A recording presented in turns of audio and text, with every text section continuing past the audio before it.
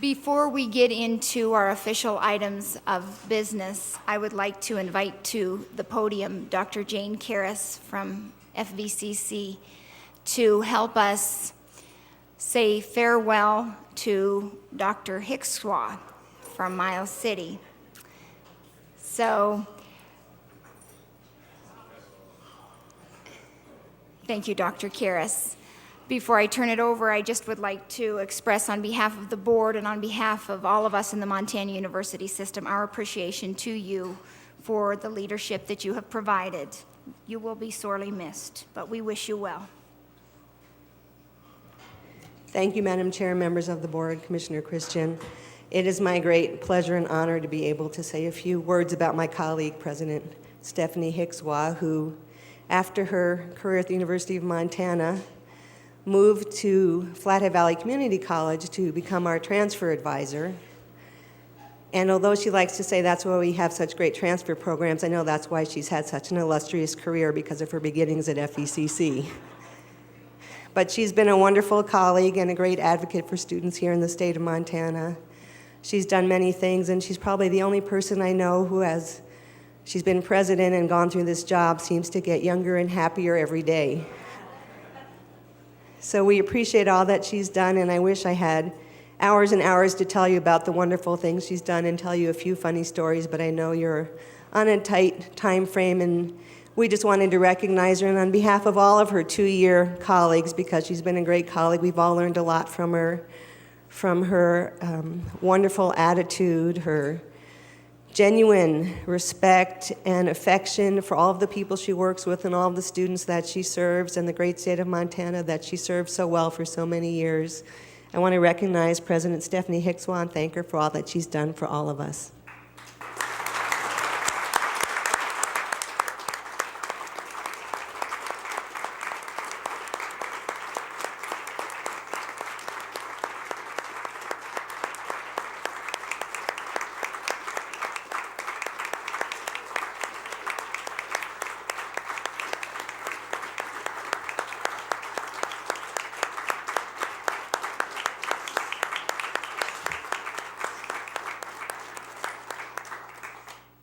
Thank you. I'm truly, truly touched, and I don't know if I can express to you my gratitude. You have all been amazing colleagues to me, and I've learned so much over the years from all of you. I just appreciate so much, and I really have had a very good time, and I don't know if I get younger, but I sure seem to get happier. When you do what you love, happiness just follows. And so it's just a gift to have been able to have the opportunity to work with all of you over the last 7 years. I want to express to the Regents my amazement over the last 7 years with the attention that has come to two-year ed through this board. It has just truly, truly been amazing, the time and attention you have paid to two-year education. And the things that we have accomplished together will go with me to Wyoming. And Chancellor Groseth and I were talking yesterday, there's all kinds of partnership opportunities because Powell is just across the border. So my commendations to you for all the work that you've done and the work that you do in the future. And again, thank you. I'm very touched. Thank you so much.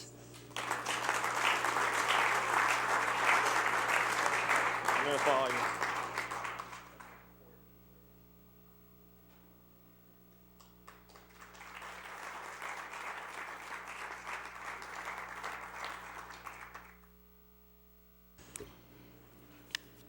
Now we're at the point of our agenda where we will, where we will turn it over to Regent Teal for the two-year Education and Community College Committee.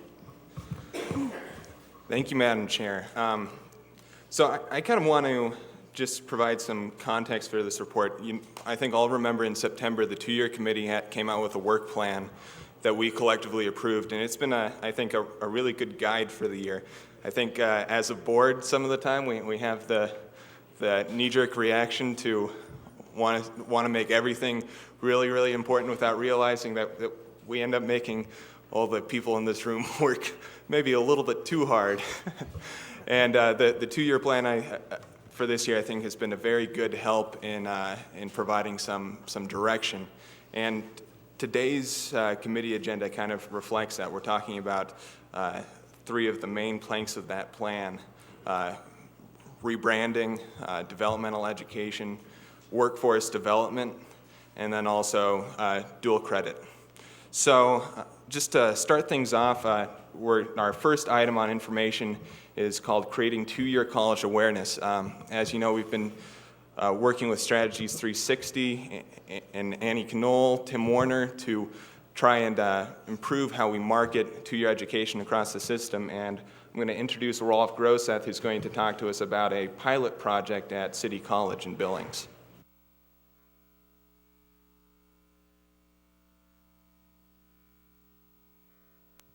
Thank you, Mr. Chairman.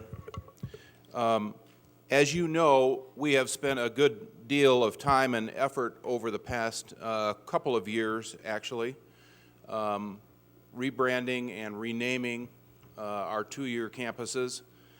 And more recently, each of those campuses has submitted strategic plans for mission implementation.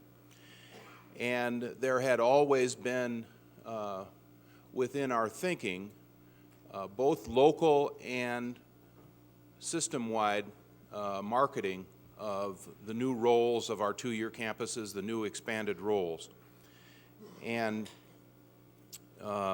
earlier, Deputy Commissioner Seck approached our campus and asked whether we would be willing to be the site for a pilot program for the statewide marketing of our two-year campuses. There was the feeling that we wanted to get it right and to be able to roll out a statewide marketing plan, and that it would be best if we could do a pilot and to test our messages and our media and how those responded to what we were trying to get across in terms of marketing our two-year campuses.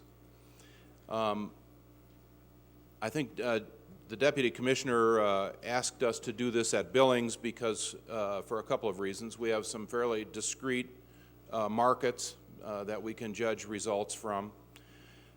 We are an embedded college, and so there is something to be learned from that aspect of our campus.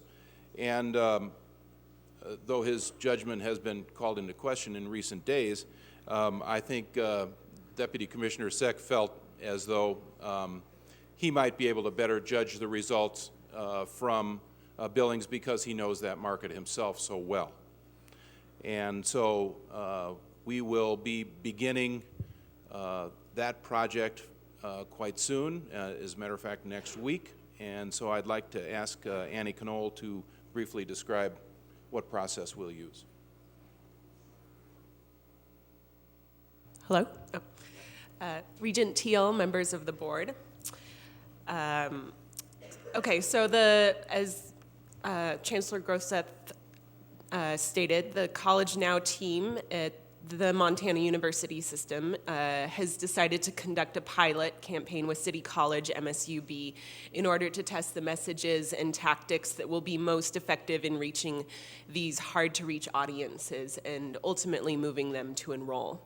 This will be a consumer-focused marketing campaign delivered largely through social media and complemented with on-the-ground outreach carried out by MSUB and City College staff. The statewide, the pilot will facilitate efficient development and implementation of the broader statewide outreach initiative that will serve as a strategic plan through which the MUS and individual campuses can communicate opportunities in two-year higher education across the state. The campaign concept will be based on the message, "What's your plan?" This message leverages the common line of questioning considered by prospective students attuned to this question and directs them toward viable answers presented in the opportunities provided at the state's two-year institutions. So the overall pilot objective is to determine best practices for engaging non-traditional prospective student demographics with two-year education opportunities in Montana, with the intention of expanding this to a statewide campaign. The specific campaign goals during the 6-month pilot term will be to build City College at MSUB brand awareness in the region, increase reach and brand engagement with prospective students, and increase enrollment in programs with capacity at City College MSUB. In terms of a timeline, we'll be building the campaign components between now and April 30th, and the anticipated launch date for the campaign will be May 1st. We'll have a 6-month pilot period and close the campaign on November 1st, with an evaluation period between November 4th and December 20th.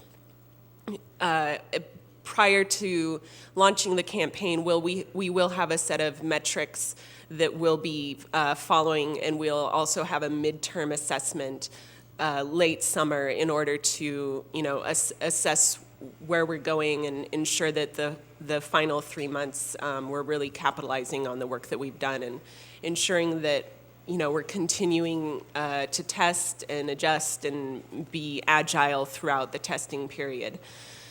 By the January 8th Regents meeting, we'll be reporting to you on the results, and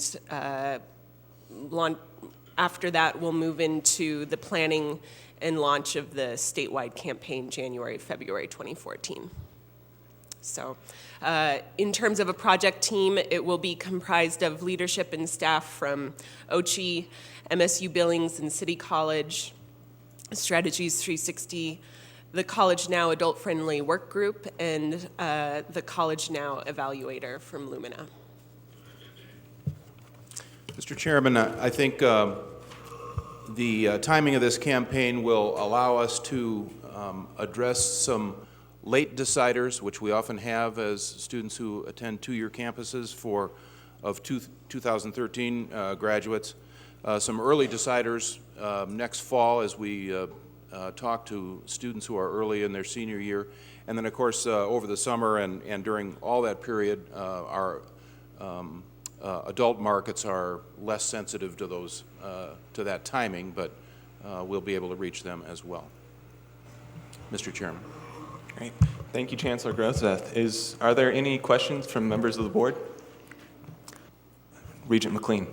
Thank you, Regent Teal. Annie, I was wondering, when you were speaking to the metrics and the evaluation period and the assessment, I guess I was just wondering if you had any idea what those metrics might look like.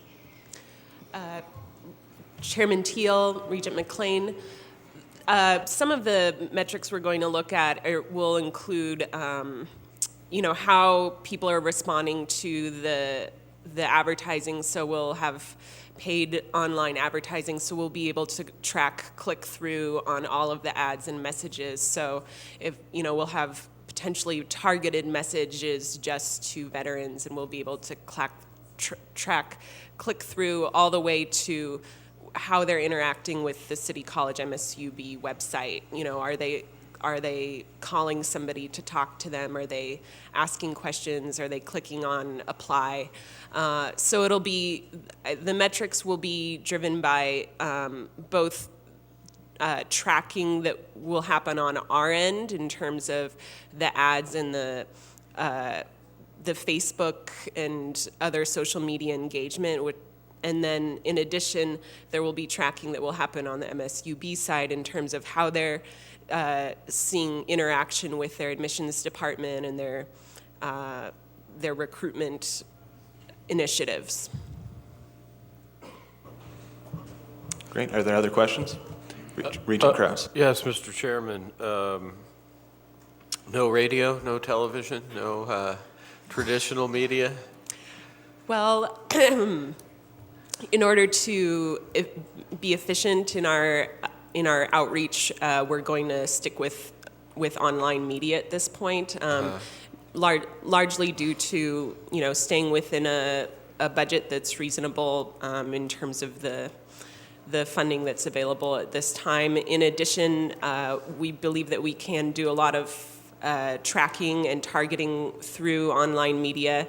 Potentially, when we launch the statewide initiative, if it's possible, I think that TV and radio would be additional strong forms of brand engagement, and so it's definitely not out the window just for this pilot campaign. We're focusing on online due to efficiency. Okay, we're cheap, I get it. Thank you. Madam Chair. Regent Williams. Chancellor, what's the average age of the student population? Do you have it at hand? I think at City College it's about 26. 26. Mr. Chairman, Regent Williams. And do we know, is that pretty close to the average throughout the system for our colleges? I think that's in the ballpark. Yeah. Yeah. So it may be that, concerning the recent good question, it may be that that age cohort, in fact, does get a lot of their information online. But we do have to consider that many of the potential students for both your college and others live in rural areas. I don't necessarily think at all that means they're not online, but they do listen to radio. And so I'm just wondering if your model, which seems to me like a good effort, but I'm just wondering if that will replicate well to students across Montana who, at that age, listen to certain radio stations a lot because they're in their car or truck a great deal. And I just suggest that as a marketing matter, you give, as you probably have, you give good consideration to where is it our potential students get their information. And I'd suggest that radio is a large part of it. The data I've seen, I'm always interested in this because one of my majors was marketing and advertising when I was in college. So I've been long intrigued by efforts such as yours. And I have seen recently that television is beginning to drop away as a source of information and news for people in their mid-20s. So television may not be critical, but I think radio is. Mr. Chairman, Regent Williams, I think our metrics will probably allow us to see who's responding to the messages that we're sending out on the particular media, and will probably give us a good indication both geographically and demographically of who's responding to these messages, and may well indicate that we need to broaden our efforts. Yeah, that's the nice thing about a pilot. You have a chance to get it wrong the first time. Other questions? Regent Krause. Yeah, thank you, Chairman Teal. Yeah, I want to give the pilot a fair shake. So if we're doing this because this is all we can afford, then that's an issue for me, because I think we do need to if it's a pilot, I want it to be some subset of what we actually are going to think we're going to do when we go to the full-blown program. So that's the reason I asked that question. That, and I constantly get bombarded from the Kentucky site for the 2-year Start Here program, which is, they have this very robust 2-year situation down there. And so I hear about it all the time. It's very effective. And so I just wonder if social media is we're going to learn a lot about how we do with social media, but we're not going to learn so much about what we do with anything else. And that's just kind of should pilot be a subset of what we intend to do when we go full blast? Just, I don't know. And then we'd know how much it would cost to go full blast too, which is considerable, I think. Mr. Chairman and Regent Kraus, we of course will continue our local marketing, our specific marketing for City College, but we're trying to, what we're really trying to do the pilot for here is a statewide 2-year branding campaign. Okay, all right. Thank you. Are there other questions? I do think my understanding is a portion of it is also determining how that particular message, the message that you talked about, Annie, sort of comes across.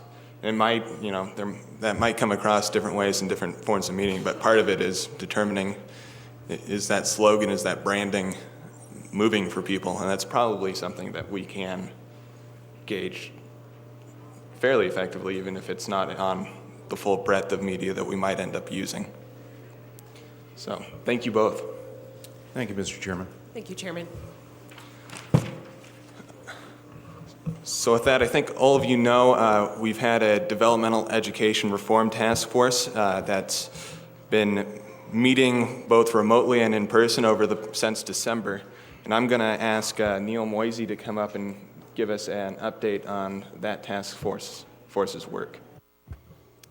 Thank you, Chairman Teal, members of the board.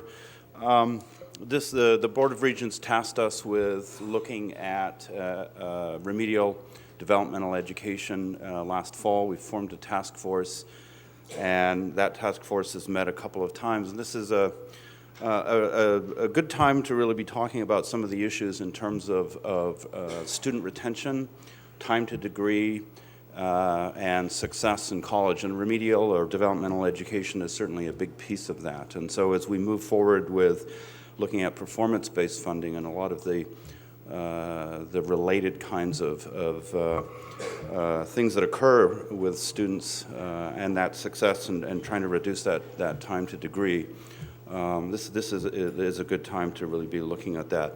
I've asked Sharon O'Hare, who is the Assistant Vice President of Student Success at University of Montana. She's chairing one of the committees, the steering committee of this task force, to present progress to date, and we will be coming to the board in the May meeting with a final report from the task force with a series of recommendations and perhaps some pilot studies to be able to do that. Thank you, Deputy Commissioner Moisey, Chair Teal, Board. I'm happy to come before you today and represent on behalf of the entire task force our progress to date and perhaps give you a bit of a preview of where we see ourselves headed. So if I could have the next slide. And if you could scroll up just a little bit so you can, nope, other way. There we go. Okay, so just a review of the task force mission and goals. Is it better if I do? Wow, this is loud. Okay. We were tasked with the following items to do. First of all was to look at creating a system-wide approach to developmental education within the Montana University system. We wanted to look at consistency of the status for the myriad types of developmental education instructors there are in the system, and consistency of oversight for developmental education courses and services. And then I think the last task before us was a standardized annual reporting to the Board of Regents on student success and completion of not just developmental education courses, but their following on college courses. Next slide. Keep on going, a little bit more there. Oh, just cut off City College at MSU Billings, our apologies. I wanted you to have an opportunity to see the breadth and diversity of representation on this task force. I believe it's 18 members, and as you can see, we come from community colleges, two-year colleges, and four-year universities, and multiple campuses of those. So our task force has been divided into 5 separate subcommittees, the last of which is the Coordinating and Oversight Committee that I chair, The first subcommittee is college readiness, and that's chaired by Dr. Pasick. And the college readiness subcommittee is meeting to review the definitions of college readiness, to look at what that really means in a context of connection from K-12 to the college environment. So one of the things that's emerging as a consensus around the definition of college readiness is that it's something that occurs along a continuum. I think oftentimes we think of a student coming in and either they need developmental education, they need that introductory algebra course, or they don't and they're ready for college, a college level math course. Well, the reality is that you have, it occurs, their need for remediation occurs on a continuum. And we currently have a situation in many cases where a student may come in, they didn't take math as a senior in high school, they've forgotten some things, but they don't quite place into that college level course. And on many campuses, not all, but that student then is placed into a full semester's worth of developmental education. And what happens is, in many cases, it delays their progression, it's discouraging, it's costly. And in the task force opinion, it's not necessary. That if they were this close to placing into college level math, that what we should do is go ahead and place them into college level math and provide them with the supplemental, just-in-time refresher instruction that they need so that they can come to the campus and start immediately into a college level math class or writing class. Now, there are situations where you have students perhaps who've been out of the classroom for 20 years who actually welcome the opportunity to spend a semester refreshing their skills and taking that introductory algebra course. But I think to perceive this as an array of a continuum and then to look at remediation responses that address all of those areas of a continuum is something that we see us coming forward to the board with in May in terms of recommendations. Another key thing that's emerging within that subcommittee is the idea that college readiness is more than just college course content readiness.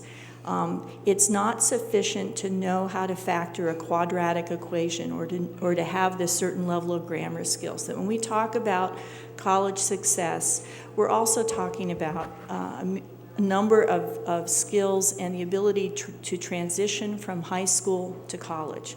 And some of those are, something as simple as time management skills, knowing that the rules of college are very different than the rules of high school. We have a saying on our committee that we're talking about, saying that college is not grade 13. It's very different from high school. And the third point gets to that we believe that there's going to be a need to better address and more intentionally address that high school to college transition. It's not just about a critical writing course, it's also about college 101, how do you talk to a professor? What do you do when you miss a class? Is there such a thing as makeup work or extra credit? Those kinds of very basic skills that in some ways we've expected students to come in and understand those are the rules of the game. But the reality is, particularly when you have 60% of our students who are first-generation college students, there's no reason why they should know those already. So I think we need to do a better job addressing that. And then also in that light, we see that we need to continue and perhaps ramp up an active partnership with our K-12, the K-12 community. On the task force, we have Dennis Parnham from OPI and Tom Moore, the Assistant Superintendent for Great Falls, and they're invaluable in terms of their contribution, and they recognize the need for high schools to do a better job on this college readiness piece. Next slide. Assessment and placement models, Doug Downs with Montana State University Bozeman is chairing that one. One of the things that I don't think this comes as any surprise to the board is that there are multiple assessment, placement methods currently in use throughout the system. Some campuses place based on ACT scores, based on ALEC scores, SAT, an in-house Compass, AccuPlacer, and there's also a difference in policy between whether a student pays for the placement or does not. because of that, we have a lack of clarity that we've established then for high school counselors, students, and their parents. You know, one ACT math subscore may place you into a college level course on one campus and it doesn't work on the other campus. And I think the final consensus item emerging out of the subcommittee that we'll be expanding on is that admission to college is a very different thing than a statement of readiness for college level courses. That they're not the same thing, and we don't want to conflate them in the mind's eye of students, parents, or high school counselors. Leanne Frost is chairing the developmental models that work in Montana, and she is with Great Falls College. We already know that, I guess probably one of the, I don't think surprising, but the good news piece of the work that's coming out of this subcommittee is that there are a wide array of developmental education delivery models already in use throughout the system. And there's some of those are the types that I refer to, the idea of a co-requisite supplemental instruction being part of a college level course. And we have standalone courses and then modularized where you can take a brief, a module and refresher. That task force is currently compiling an inventory and assessment data where available. Assessment data, again, is very difficult and to obtain, and not only that, it's difficult to interpret because we're not working with standard metrics for it. What are we assessing? What do we think is the important outcome? Is it how well a student did in the developmental education course, or is it how well they did in the following college level course? And those kind of assessments are difficult and to do in terms of the effort that's associated with them, but they're absolutely necessary so that you can begin to assess how well and overall we're doing moving our students through the need for developmental education or remediation onto college level readiness. And this is Student Support Advising and Implementation Subcommittee chaired by Anna Reese Ripley from the University of Montana Western. Math and writing, remediation, and even content college level work doesn't happen without a lot of tutoring support, academic advising, targeted population support, and transition support. So we're again compiling an inventory of best practices and review of that. This is another area where we need a system-wide uniform protocol for evaluating performance of these types of services. And finally, this is a subcommittee that I chair.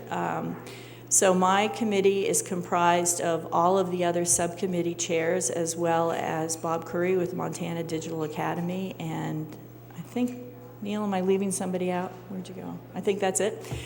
And so we're the subcommittee then that will be responsible for writing the final report, executive summary, and drafting the recommendations. Which, here's our timeline. And it was an ambitious timeline to begin with, and we're not turning away from it. On April 12th, all the subcommittee reports should be complete. By the 26th, a draft of the report with the executive summary will go to the task force for review. By May 10th, our intention is to have the final report with recommendations to the commissioner, and at the May board meeting, present our recommendations to the board. And with that, Chairman Teal, I'm happy to stand for any questions. Are there questions or comments from members of the board? Yeah, Regent Tuss. Thank you, Mr. Chairman. I do have a question about the active partnership that you spoke of early in your presentation with K through 12. What is your sense on what that looks like now? If you gave this a grade, would it be an A? Would it be an F? Pretty important component to all of this, I realize. And I'm just curious about where we are currently with this. Mm-hmm. Well, in everything, I think there's always room for improvement, but in terms of our commitment to working with each other, I would give it an A. And in terms of OPI's recognition and willingness to partner with us, and they want us, they want to be at our table and they want us at theirs. I think particularly with the Smarter Balanced initiative moving forward in parallel with what we're doing in higher education with this developmental education reform, we all see the need more than ever to make the link stronger and partner better. President Engstrom? Thank you, Mr. Chairman. Sharon, I know that we've had discussions about how to communicate with the K-12 world on these kinds of matters, and I'm just wondering if your committee has really focused on effective communication in the long run. Once we decide these things, how do we really do an effective job of communicating with prospective students and teachers and parents and counselors and the whole sort of prospective student world out there? I'm not sure that the task force will be bringing forward recommendations in terms of how to do it, but I know that we'll be bringing forward the recommendations that it needs to be done, and it needs to be done better. In some senses, what we need to do first is to establish what it is that we want to communicate, and particularly when we're looking at making system-wide changes, so there will be those as well.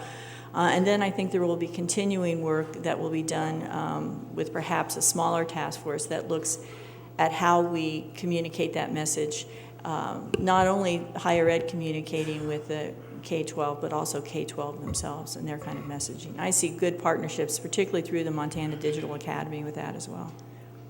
Mr. Chairman, I would strongly encourage you to maybe even think about forming a communication subcommittee there, because that's such a crucial part of this whole discussion, I think, and the sooner we think about that, how do we do that systematically? I know each of our institutions do that in an ongoing sense, but how do we send that consistent message as a system? I think that'd be an important aspect of the project. Thanks.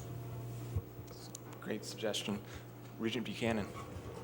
Regent Teal, thank you, and I want to compliment you on your, your ability to continue to manage all the tasks on your plate, but I think this one is particularly important as we continue to talk about time to degree, and you mentioned that, and as I look at the slide that's up, the continuum statement to me sticks out as something that I think that we need to, as the President just suggested, own as a responsibility. A couple years ago, in discussions related to admission standards, we talked a lot about the difference between readiness and admission. And one of the things that we discussed at that time was creating perhaps some sort of conditional admission process where if you were identified as college-bound in your senior year in high school, but unprepared in particular areas, trying to increase our ability to assess that, and then to provide opportunities through either dual education or any sort of other idea. Another idea that I thought, and I'd be interested to hear if there's been any discussion that I thought had great merit, was taking and consolidated or a different mode of delivery between high school graduation and that fall enrollment date, where if you are intending to be a student at one of our campuses, but you need to be demonstrating more proficiency in, say, mathematics, we could provide either an online course or a 3-week course during the summer to get that person ready to start. Again, as I look at this, the time to degree is the focus that I think this really ties into, where remediation is that it's the biggest anchor in helping us make that move. Have there been any discussions about, one, assessment, trying to identify those that are college-bound during the high school process and what mechanisms we're using, and then 2, some sort of new idea as far as modes of delivery, as far as specific preparedness skill sets that ongoing students will need to develop before that fall enrollment date? A lot of what your question refers to, and thank you, Regent Buchanan, for that question, is already moving forward with the Smarter Balanced initiative, where there will be testing in grade 11 for college readiness, and if a student is found to be not college content ready, they'll then have the opportunity to continue on and remediate, so that then when they retake the Smarter Balance Initiative test, they can be declared college ready. Neil, Deputy Commissioner Moisey, would you like to expound a little bit more on Smarter Balance, since you are the representative? Thank you. Thank you, Regent Buchanan, for that question. That the Smarter Balance Assessment is there's most of the states in the U.S. are either part of 2 different consortia, Smarter Balance or PARC, and these are K through 12 and higher ed partnerships.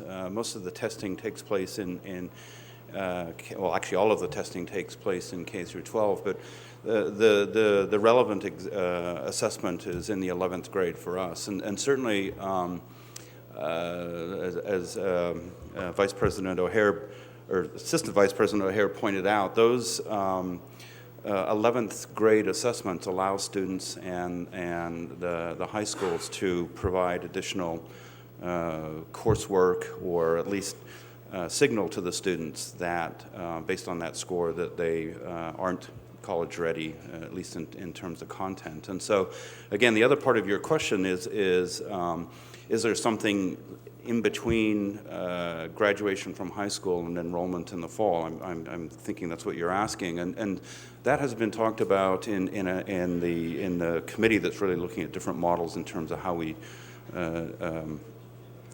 deliver remediation or developmental ed, and that's certainly part of for certain students that maybe need brushing up in certain areas. The Smarter Balanced Assessment gives us a lot better understanding of where their strengths and weaknesses are in terms of math or writing. And so a student may just need a little bit of brush up or time in one particular area rather than a whole course in college algebra. And so again, this gives us an ability to assess that in a much finer detail, and I think respond to what those deficiencies are on a student-by-student basis. So yes, we do want to take that into account. I'd like to follow up. We have the ability to deliver these consolidated courses. We're doing the J term in Missoula, and we're doing 3-week blocks in Western. Are there summer-based remediation courses at the moment, and are we expanded into the online arena as much as? Yes. Thank you. I don't think Deputy Commissioner Moise knows this yet, but at University of Montana, we're piloting with this class of incoming freshmen, we're piloting something called Ed Ready through the Montana Digital Academy. And what that means is every incoming freshman and our students take the placement test in the spring of their senior year.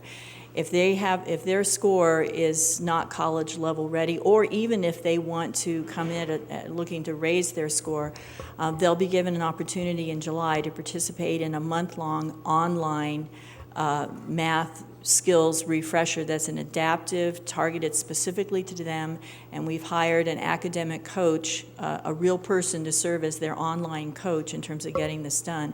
At the end of that pilot program, which will be a month long, students will be given an opportunity to retake our placement test, which happens to be Alex test, and raise their score.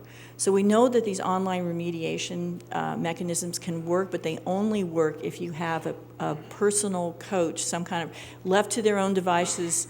Freshmen would rather spend the summer doing something else than working on math. And for in this case, the pilot is strictly for math, but it's Ed Ready. It's funded by the Gates Foundation and partnered with Montana Digital Academy. So will this be the first time it rolls out this coming summer? Yes. Excellent. Ed Ready is just rolling out. We're one of the pilot schools for Ed Ready itself. So yes, we decided to hop on this and do it because Bob Curry with Montana Digital Academy has a really good connection with the Ed Ready folks, and they're doing that in a number of high schools as well around the state. Are there other campuses that are rolling out anything like this? I'm sure there are. I'm not personally aware of them. It sounds like it sounds like the type of approach that we need to take. Yeah, my understanding is for a lot of the members of the task force, that's been the best part, was seeing that we are doing some pretty interesting and innovative interventions across the system. I think what's coming out is there may be, we have some of the data now that we can measure the effectiveness of those different interventions and come up with some best practices for both assessment and placement, and that's the continuum discussion. And then also, for different campuses, what's the plate of options they have as to whether it's a co-requisite or support for the students just in time, or like you're talking, preparation in the summer before they first enroll. Different concepts that campuses can use to maybe try and improve how we do remediation. It seems to me in our effort to be one system that if this is successful, it doesn't need to be home-based on each campus. This is something that perhaps the local tutor or support coach that you're talking about can be campus-based, but the curriculum and online management could be housed at one campus and shared across the system. But I really think that this is something that sounds very opportunistic for us. So thank you for the great update, and I reiterate my support for the focus here. You guys have elevated it to a new level, and it's something that we haven't been able to tackle in a long time, so I'm very appreciative for the work. Thank you. Regent McLean. Thank you. Thank you. This is a great discussion, and thank you and your task force for the great work that you have done in this regard. If I could first speak, I think, to the questions of Regent Buchanan, and I think the suggestion of housing it in one location, and perhaps, should this pilot prove successful, and housing it in one location where perhaps the efforts could be broadcast out through the Digital Academy, where each of the high schools would have the coach, a facilitator on their faculty to facilitate those efforts. And I just want to say, I think that this is a very important and timely effort, I think, especially as we speak to the importance of academic I think your efforts are key, I think, to academic prep for college, to the recruitment and retention of our students, the overall success of our students, and ultimately less expense for our families due to less remediation. And so I think that there's a lot of great outcomes of the work that can be done. And I'm so glad to hear the great conversation about smarter balance and the efforts that are being made in K-12 in regards to Common Core. And we speak about the junior grade level assessment, and there will be efforts by our high schools across the state to mitigate any areas where students need mitigation by our faculty. One of the things, though, that I think a plan, and perhaps one component of it, could be something through the Digital Academy where it's facilitated by high school faculty across the state. But I would also offer that as we talk about what it is that our students need to know before they graduate, these college readiness standards, and I think the Common Core is very clear in regards to English, language arts, literacy, and mathematics. And now, of course, at our level, we have the Common Course numbering. And to speak to President Engstrom's comments, I, too, would stress a communication plan is very, very key. And I would also go even one step further and offer that part of that communication plan, I think, needs to be a carefully drafted list of things that all students across Montana need to know in all areas. And I think that's happening by chance rather than by design right now. And I think we can do all we want to do in the areas of trying to mitigate those 11th grade assessment scores. But until it is that we reach the level where every high school teacher who teaches English language arts or who teaches mathematics has a clear expectation, whether they're sending their students to Montana Tech or whether they're sending their students to Montana State, here's exactly what those students need to know.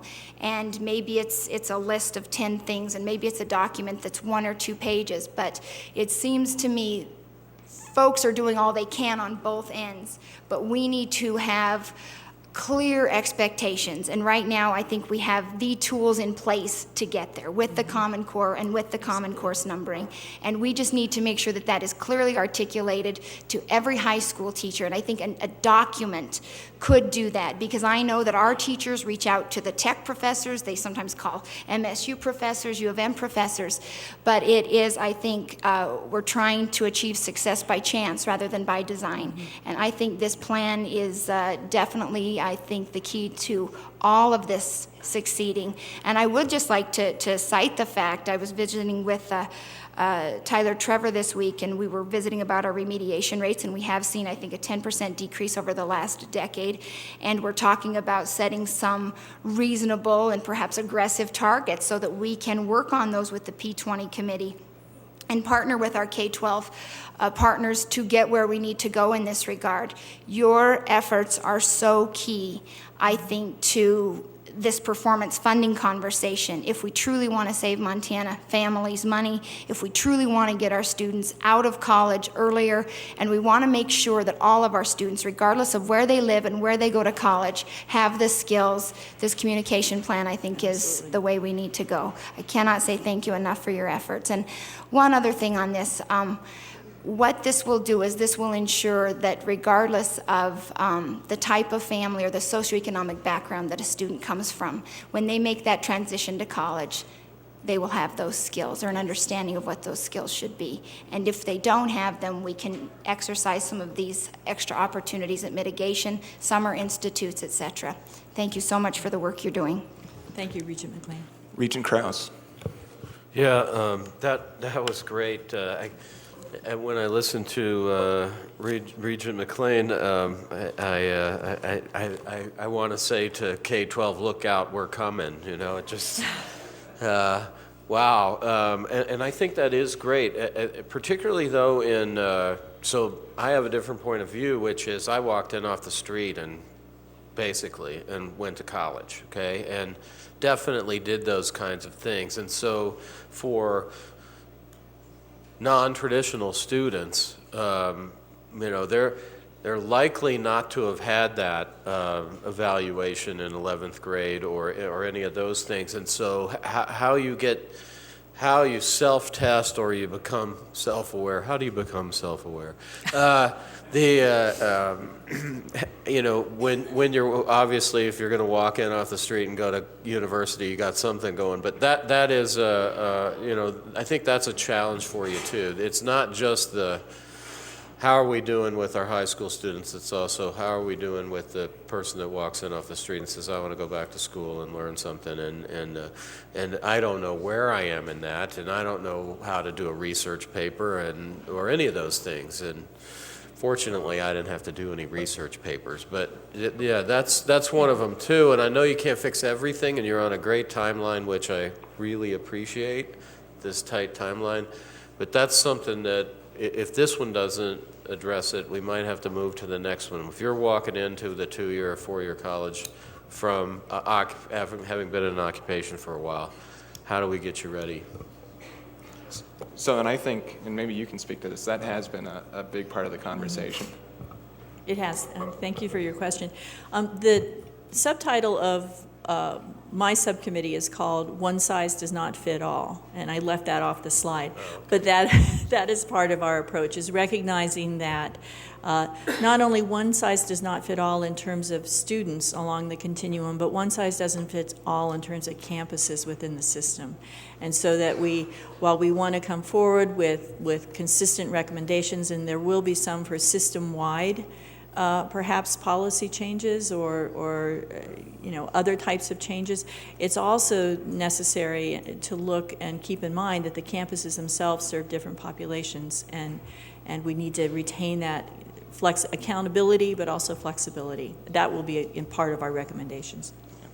And one thing that I think is important to note is that we have a great ethic, especially within our 2-year colleges and universities, of we meet students where they are, and we realize no matter how well we articulate the knowledge base that needs to be had coming out of high school, not every student's going to have that, and we're going to need to find ways and interventions that work for that student. We're already almost over time, so we might want to move on to the next one, but Regent Williams, I think you had some. Thank you. I'm wondering about intervention and where the entry points of that intervention is, that is preparation and remediation. Where are the entry points? For example, do we consider that every second grader will go to college and we start there? Where do we start? Well, when I speak, thank you for your question. When I speak to Dennis Parnham, he says when you look at smarter balance, you just keep moving the need to pay attention to college readiness skills further and further down that continuum. So where you're talking about college readiness in Head Start. So, and I agree with Chairman Teal that we meet our students where we are. Ideally, we intervene early, but if we haven't had that opportunity, then we intervene now. And then if, they're in college and they need additional, then additional support, then we intervene then. But you're absolutely right about the need for it to happen earlier and earlier. Now I think there's a big push in middle school to look at college readiness. Regent Tuss asked if you'd care to grade the activeness of the partnership, and you gave it an A, which is great. And that's with regard to working together. You gave that an A. No doubt you're aware that this is not the first effort, although it may be the first really comprehensive effort in Montana.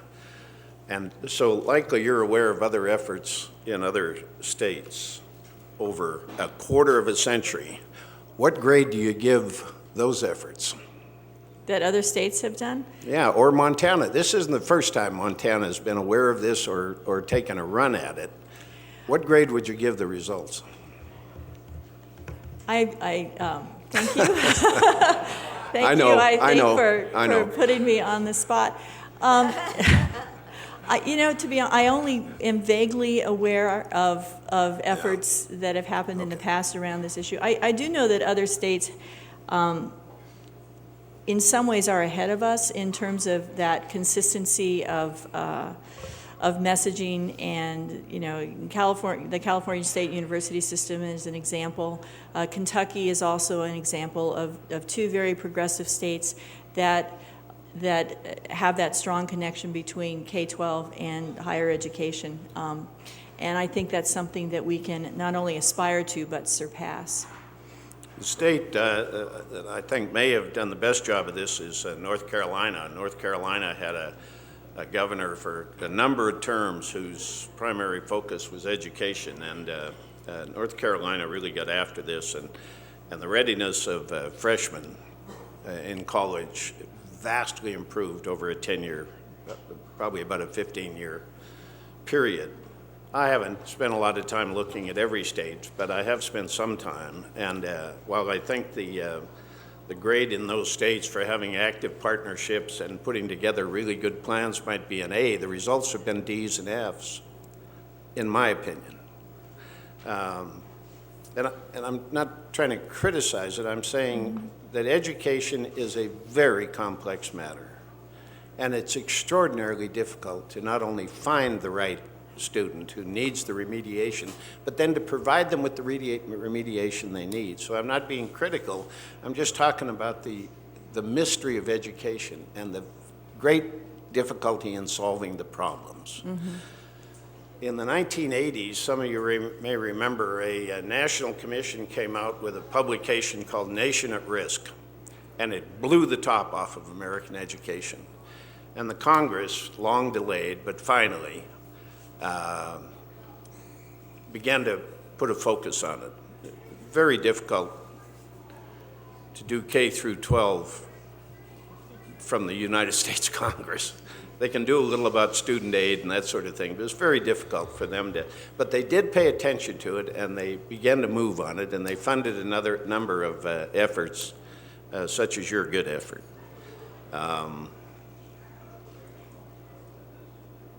During that time, I went to Japan. Some of you may also remember that Japan was reportedly 9 miles ahead of America in the achievements, academic achievements of their students. So I went to Japan and spent a week going around the schools, and I visited with their commissioner of education and other administrators at length about the problem. And I'll share with you one aside. I'm kind of encapsulating this, but sort of at the end of the trip, I asked the commissioner of education what was their goal, because they had a number of groups like yours and other groups trying to solve certain problems in Japan. And he said, well, our ultimate goal is to make our education look more like America's. And he said to me, what's your goal? And I said, well, the goal of most Americans is to make our education look more like Japan's. He said, don't do that. He said, our problem is at a very early age, and I agree with your invention at an early age, so I'm not referring to that. He said, at a very early age, we began to pick winners and losers in our country. We almost choose the careers for these young students. He said, that's been a terrible mistake. He said, we prefer a system more like yours, which he said, as I understand it, is you all come. You want to be a brain surgeon, second grader? Give it a shot. And we both laughed at each other's cross purpose. We laughed in English, by the way. That surprised me. He couldn't speak or he couldn't speak English and I couldn't speak Japanese, but I noticed when we laughed, we used English together. We said, ha, ha, ha, ha. Here's my point. Now, almost a quarter of a century later, I think the data and those of us like Jeff and I who are in the front of the classroom think our results have, for the most part, failed the middle student. The best students at the University of Montana and perhaps Montana State and many other universities and colleges, the best students are better than they've ever been. Mm-hmm. They're wizards. But the middle, and I don't know what percentage exactly I'm talking about, but the middle students are worse than they've ever been. And toward the bottom of the middle academic student, it's their achievement, their abilities at the basic skills are scandalously low. It didn't work. I don't say that to criticize. Again, complex education is complex. But the future of this country depends on the middle class. That middle student academically. And we are beginning to create two Americas, the achievers and everybody else. And everybody else is 80%. Can't do that. In my opinion, one of the true escalators that we can use to get us out of this coming tragedy, if it isn't already a tragedy that's happened to us, is education. That's the great escalator. But we have to get this part right. We've got to figure out a better way to educate these students from Head Start through high school. And we haven't really gotten it done for that great group of middle students. I applaud your efforts. I wish you well. Keep your eye on the past, because in a lot of places, the valiant effort of people who've engaged like you have went awry somewhere. Thank you for the caution. Well, and thank you very much for that speech. One thing, I do think the ethic, again, as far as a board governing a university system, I know it's an ethic that our presidents have talked about. There are going to be people who slip through the cracks, and we need to be better as a university system. And we do very well at it, I think, especially at our two-year campuses, at finding ways to give those people the support that maybe they didn't receive in high school, or maybe the support that when they were 18, they didn't have the skills to immediately go to college, and they're coming back as a 30 or a 35-year-old. And I think that's an important part. We're not going to be able to fix all of these issues in K-12. We have to find ways to more effectively address them in higher ed, because we're going to hear from Complete College America if that big goal of getting to 60% is going to happen. It's not just going to happen on high school graduates. It's going to happen because we're finding ways to reach a broader population of people who aren't going to fit our definition of college ready right off the bat. So thanks so much, and thank you, Dr. Moisey and Dr. Seck, and also Bruce Vandal, who was there to help kick off this entire event and gave us great inspiration that led to this structure in these committees. Chairman Teal, thank you very much. Thank you.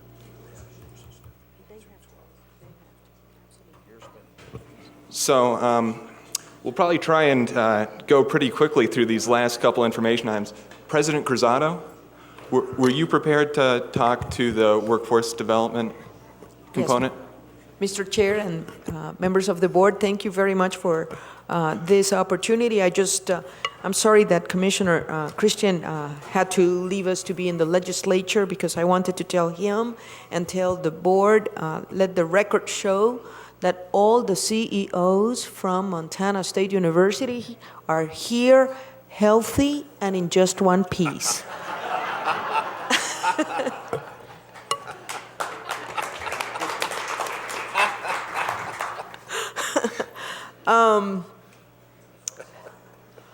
John, of course, cannot join us today.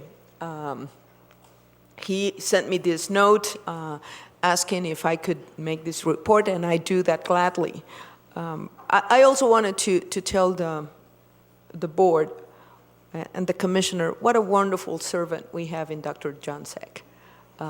He is totally indefatigable in his endeavors to expand opportunities. And he said here at the end of his note, "I'm sorry I will not be able to attend the meeting. This will be the first Board of Regents meeting that I have missed in 11 years. So yesterday we know that he had surgery. I know that he must be watching, and we just want to say, John, we wish you a speedy recovery, and thanks for all you do for us. The report of the Workforce Development Task Force is very upbeat and very good. As you remember, very briefly, this was a task force that then Commissioner Sheila Stearns put together in November of 2011 for the purpose of exploring workforce development opportunities, particularly in eastern Montana. I will also want to take advantage of these opportunity to recognize a member of our team, which was Pat Wise, and Pat did a monumental job, and I just need to tell you how much we appreciated her input and her hard work. I'm also very happy to announce that the task force will be convening a meeting in Helena on March the 25th, and Commissioner of Labor Pam Busey will be joining the task force, and so will the Director of the State Department of Commerce, Meg O'Leary, has accepted our invitation, and we are very, very happy that we will count with their expertise. We're also working to add representation from the State Workforce Investment Board and the State Chamber of Commerce. Last year, exactly a year ago, on March the 8th, 2012, the Workforce Task Force met in Sidney, Montana. We had over 60 community and business leaders attend, representing more than 25 businesses. We also had an opportunity to invite representatives from the entire Montana University system, and we had a day full of great conversations in which we identified areas of weaknesses and strength and opportunities for both. Following that, we had some wonderful additional meetings, and I want to commend MSU Billings hosted an energy summit in April. And then, of course, our wonderful Stephanie Hickswa did the same in the Miles City Community College. And Stephanie, just a minute to say thank you for your service in this the task force, and we're going to miss you. We also met in Helena in the month of May with representatives from every campus, and we elaborated some documents in which we were going to reach out to individuals specifying what is it that each of our community, of our two-year programs have to offer. John also wanted for me to share with the board that moving forward, he is already working on another grant for the Trade Adjustment Assistance Community College and Career Training Coalition. He's working on that already, and the proposal will be somewhere in the neighborhood of $20 million. So we are excited about that. And finally, I would like just to take a minute to recognize some selected two-year workforce development highlights, understanding that every campus has been working very hard, and we are very, very happy and very, very grateful. For example, last September, if you remember, we received very happy news about Flathead Valley Community College when we met in Butte, remember? That we received a notification that they had received the U.S. Department of Labor Individual Campus TAC grant, and they were going to work with over 600 local manufacturing businesses operating in Northwest Montana. And I'm happy to say that 6 months later, they have moving expeditiously. I want to applaud the wonderful coalition that has been formed with MSU's Montana Manufacturing Extension Center. They have moved to Flathead Valley Community College and have expanded their operations there to assist small and mid-sized manufacturers in becoming more competitive and profitable. So congratulations, President Karras. This is moving in the right direction. Also, City College of MSU Billings have been training over 70 employees and future trainers in OSHA. They have been working very hard with over 20 units that have received this training, including the Montana Department of Labor and Industry, U.S. Forest Service, Anadarko Petroleum, First West Insurance, and again, 20 additional providers. Also, Great Falls College of MSU have been doing a wonderful partnership, working on a wonderful partnership with the Great Falls Public Schools, and have developed a new cohort that will begin in fall of 2013, enabling 15 high school seniors to dually enroll in Great Falls College and their home high school during their senior year of high school. The students will spend the entire year at Great Falls College. And at the end of the senior year, those students will graduate with both a high school diploma and a full certificate of applied science degree in welding technology. So congratulations, Dean Wolf. This was a wonderful accomplishment. And then, of course, I would be remiss if I don't point out that our hosting institution, Helena College, has been doing a marvelous job in expanding programs and that are needed badly to address the needs and the growth in eastern Montana. So with that, I just need to say this is a wonderful initiative from the Board of Regents, and I want to thank you for giving us this opportunity. Thank you. And I do want to say I'm really excited. We wanted to expand the representation on this task force to take advantage of some great possible collaboration with the Department of Labor and Department of Commerce. And it's really exciting that Pam Busey and Meg O'Leary are joining the task force. I think that that's a collaboration that has a lot of room to run. And the one suggestion I'd already communicated to Dr. Seck, but this document in particular, as I understand, was requested by Pam Busey to kind of understand the work of the task force. And there's a lot of great information that's particularly relevant to companies about what programs we offer at which campuses, which are delivered remotely. And I think it would be a really great asset so that we can get this information to those companies to create a web front for this information that can be updated more regularly, maybe has some capacity for companies to get in contact with us about their interests. You know, this is information that we should be very actively communicating to, you know, the area out east that we know is growing so quickly. Thanks. Are there other questions or comments? Seeing none, thank you, Madam President. So with that, I'll invite Sue Jones up to give us a brief update on dual credit efforts. Madam Chair, Regent Teal, thanks for inviting me. I am speaking on behalf of Deputy Commissioner John Seck today, and as you know, those are big ski boots to fill. So I hope he's listening, and I wish you well, John. So what you have in front of you, and I hope you all had a chance to look through, are some update figures on our dual enrollment programs. Since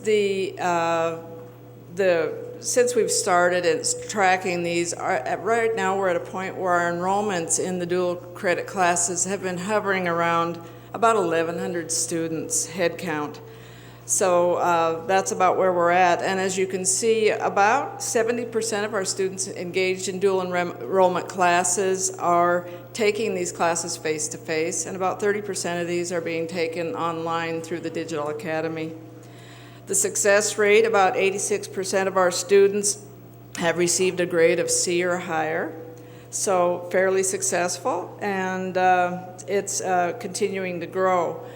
You can see all the campuses on this graph that have their enrollment figures here, and many of those that you even see that have no enrollments as fall of 2012 have plans on their comprehensive mission expansion plans to offer, to create some dual credit opportunities in their area. So everyone probably will have some numbers up there within another year or two. The dual enrollment operational guidelines were adopted by the board back in September of 2010. And since that, we adopted the common approach to tuition for dual enrollment in early college programs soon thereafter. And that common approach to the tuition, of course, was essentially cut the tuition in half. So this was a great contribution toward the affordability factor that we've all looked forward toward in our goals with the university system. And as I mentioned, even though the enrollment has been somewhat static at about 1,100, I'm eager to see the results from this current spring semester because our offerings went from 60 enrollments all the way up to 60 courses offered, all the way up to 129 courses offered. So I think we'll see a big jump there. Dual enrollment has several formats. Obviously, I mentioned already the online format, and that's done through a partnership with the Montana Digital Academy. We have dual credit offerings on campus at local high schools, and also we have early college students that come to a college or university to take a college class. So what do we offer in these dual enrollment classes? Of course, we offer a lot of general education courses, and these general education courses are usually 100 and 200 level courses. Excuse me. And then we also have some career and technical subject courses as well. So that's a great deal because number one, those students that take those dual enrollment courses have an opportunity to get some credits that when they come on campus and go into college, they have some transferable credits as long as they're taking them within the Montana University system. And if they've taken a career and technical education type of course, they're that much closer to an early completion of a credential and get right into the workforce much more quickly. So again, that hits on our goal of shortening time to completion. The dual enrollment courses are a partnership, a true partnership, because secondary and post-secondary take an equal share of responsibility for the dual enrollment students. Advantages and benefits of taking dual enrollment. Of course, I already mentioned, students saves money if they take these early on. They shorten their time degree, but they also provide a lot of enrichment and stimulus to students. And dual enrollment can also benefit a broad array of students when they're promoted as an acceleration program or a head start on college, not just a program or classes for the exceptionally bright. Dual credit is also a good option for our small Montana high schools, we may not always have a wide array of options for students who are just looking for something that has a little bit more for them. Currently, some strategies we have for expanding dual enrollment in the state, our Big Sky Pathways program, that is, we have a Perkins Reserve Fund of about $440,000 to further Big Sky Pathways in the state of Montana, and that's via 7 of our 2-year colleges. For example, with Flathead Valley Community College, they are offering short certificate programs in advanced manufacturing, and that's an ideal option for dual credit classes. Deputy Commissioner John Seck wanted me to convey to you that our next steps to this, of course, as we look toward potential expansion of dual credit, is to take our operating guidelines out. They're, again, were created in 2010. We have some updates and some reconsiderations to look at with that because there are some policies that need to be tweaked a little bit. So we'll be looking at those, and he'll work in tandem with Commissioner Christian to appoint probably a work group to work on these so that we can set the stage and get going on some expansion, but we want to make sure we have those guidelines up to date first. That concludes my remarks. Thank you. Great, thanks so much. And I've talked with Dr. Seck on the two-year committee call. We had a very good discussion about dual enrollment, and it's particularly about some of the challenges the campuses are facing with the funding model for dual enrollment. And as you can tell, there's plenty of good work going on in the two-year committee. Dr. Seck's ski boots are indeed hard to fill, and we miss him. We're missing our fearless leader here today, so we hope he gets better. But my thought on the dual enrollment process from here forward is that Dr. Seck, Sue will work to come up with a process so that next year this can maybe be a higher priority focus, looking at having that conversation for what's the model that will allow us to really expand this area of our system. Any questions, comments? Yeah, Regent Tess. Thank you for that presentation. This is important stuff, and it's something that this board has taken very seriously. I think it's impressive that we have 1,200 folks doing this. If we did everything that we could and we did it right, what do you think that number would be? Do you have any sense of what that would be? I would say it would at least triple that, and maybe I'm being a little ambitious, and but it is Montana, and we have a lot of small schools. But again, the Digital Academy makes it possible for kids in small schools to take that advantage of that as well. So, kind of picking it out of the air, at least 3,000, probably more. Okay. But I'm conservative when I make a projection. Yeah, it's something that jumped out at me. If you go further up to the very first page, they show under national rankings the percentage of students in some of our peer states that are using dual enrollment. So in Wyoming, 10%, where we're sitting at 3%. That says that there are some adjustments that we can maybe make that can grow this significantly. Regent McLean? Great presentation. This is something that always gets me excited because it's something that we do and we see the results of every day in our high school as students make that transition from our high school to colleges around the state. So thank you for the great work and the great conversation in this regard. And Dr. Seck, I know you're watching, so thank you as well. Just a couple of things I just want to point out quickly on the number of enrolled. In respect to Montana Tech and MSU Billings, I think it's important to note that their numbers are not zero, but their numbers would be reflected through the City College and through the Highlands College. And you mentioned the fact that the current rate right now that we have of face-to-face dual enrollment is 70%.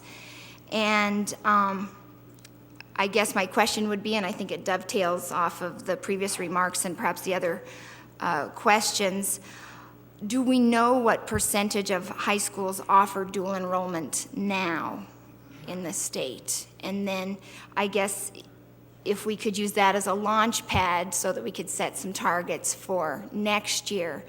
And if we could get some targets underway so that we could roll them out, have them in place, and do everything we can to reach them and have programs in place by next fall so that we don't have another group of students missing out because of where they live. And again, it's one of those things I think that we need to create a roadmap so that we have success by design rather than success by chance, opportunities by design rather than opportunities by chance. So we're doing excellent work, and I thank you for all the work that's already been done. Do you have that data at all? I do not, okay. But I think it would be pretty easy for us to get that, and again, looking strategically at that and how we roll that out forward is a great idea. So thank you very much. These are great opportunities for our students and their families because we've made such an effort at this table to reduce the costs of these courses. And again, it's one of those things that will increase time to degree, reduce costs for our families, and ultimately gets us where we want to be, I think. So thank you very much. Thank you. Regent Krause. Yeah, just a couple of quick observations. This is one of them. I think this effort here is 10% is a good goal. I think number one in the nation is a good goal, and achievable goal, considering we're going to have to figure out this distance delivery anyway, so, and how we involve them. So that's hopefully when we sit with the whole Board of Education, that's one of them we're going to work on solving very hard. I don't know if Bob Heitella is here still. I know President Cruzado is here.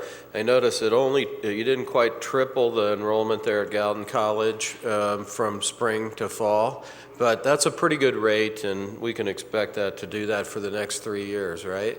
Yeah. So I already have a bet with the chairman here. So. And Madam Chair and Regent Krause, you're absolutely right, and Gallatin College has been doing a wonderful job. I also want to say that I think that we can do more at MSU Bozeman. And as important as it is for us to use our two-year program units to reach out to high schools in this manner, nothing prevents the rest of the campuses from doing the same thing. I have monthly breakfast with the superintendent of Bozeman High School. So we have been trying to identify, so what are the obstacles out there that prevent, for example, more students to take advantage at MSU Bozeman? 5? That's way too low. I understand that, for example, there are things that he has brought to my attention, and one of them is AP courses. And they want to make sure that they protect those AP courses, and I'm all in favor of that. And I said, that's fine. Give me the rest of your students. Yeah. Give me your wretched, give me your tired. Give me the student that is not thinking at this moment that he or she can be college material. And that's all we need, to open those doors. So we're working on that in Bozeman as well. Thank you. Thank you. If I could just follow, yes, there's 2,000 potential numbers for MSU Bozeman, and that's in Bozeman High School, and Belgrade High School's right out there with another huge chunk of students. So thank you for that. Regent McLean. And I would just offer to President Cruzado's conversation, I think the obstacle is a real easy one to overcome, and I think it happens through communication with our partners in K-12, articulating that within their current ranks, they already have the faculty to deliver these courses, and they need to reach out, and we need to reach out to them to provide these opportunities, and the structures are in place to do that. And I look forward to these efforts and to further communication with our K-12 partners in that. So, and I do want to emphasize that the 2-year committee call, I think, was very, very valuable, because we heard that there are challenges to work through, and there are going to be things that it's going to take a pretty deliberate effort on our part as a board to find ways to help fund these type of efforts, to find ways to collaborate with K-12 to fund and regulate how dual enrollment works, how certification for creating credit at both the high school and the universities work. And so it's not going to be an easy haul, but it's definitely, we have some significant opportunities for expansion, and I think my intention is that I guess I won't be here, but for next year's 2-year committee, I'm hoping that we can have a similar effort to the Developmental Ed Reform Task Force to take a look and consider this in depth and more comprehensively than maybe we have in the past. So, thank you, Sue. Thank you. So with that, we're on to our one action item. As all of you remember, Mr. Rosenberg from the College Brain Trust came last meeting and walked us through the really great work that's been done on all of our 2-year campuses to put together these comprehensive mission expansion plans, which I think are going to be a great tool both for the campuses and being deliberate about how they're approaching this challenge, and also for the board to be able to track the change that's happening right now and is going to continue to happen in the 2-year system. In the item, we talked briefly about creating regular reporting to the Regents twice a year, with Dr. Seck working with the two-year leaders to ensure that we're aware of the progress that's being made. And also, I think importantly, as Mr. Rosenberg noted, we're aware of where these plans might require additional resources or require an investment. There are some ambitious goals put forward in these plans, and there are things that we're going to have to decide as a board how we can support or where we can support. One thing we know right now moving through the legislature is some money that might be used to contribute to some of the goals in these plans, but we need to continue to be aware that we're asking things of the two-year system, and we at some point need to figure out how to pony up so those goals can advance. Are there questions on this item? I think I'm the only one presenting on it. So then is it the will of the committee we'll move it forward to this afternoon? Great. With that, is there any other comments on anything on this agenda? I'll turn it back over to you. Thank you. And before we invite our next speaker to the table, I would like to turn the mic over to President Engstrom for an introduction. Thank you, Madam Chair. I'm not sure if the individual I wanted to introduce is still here. Eric Baderbush, are you out there still?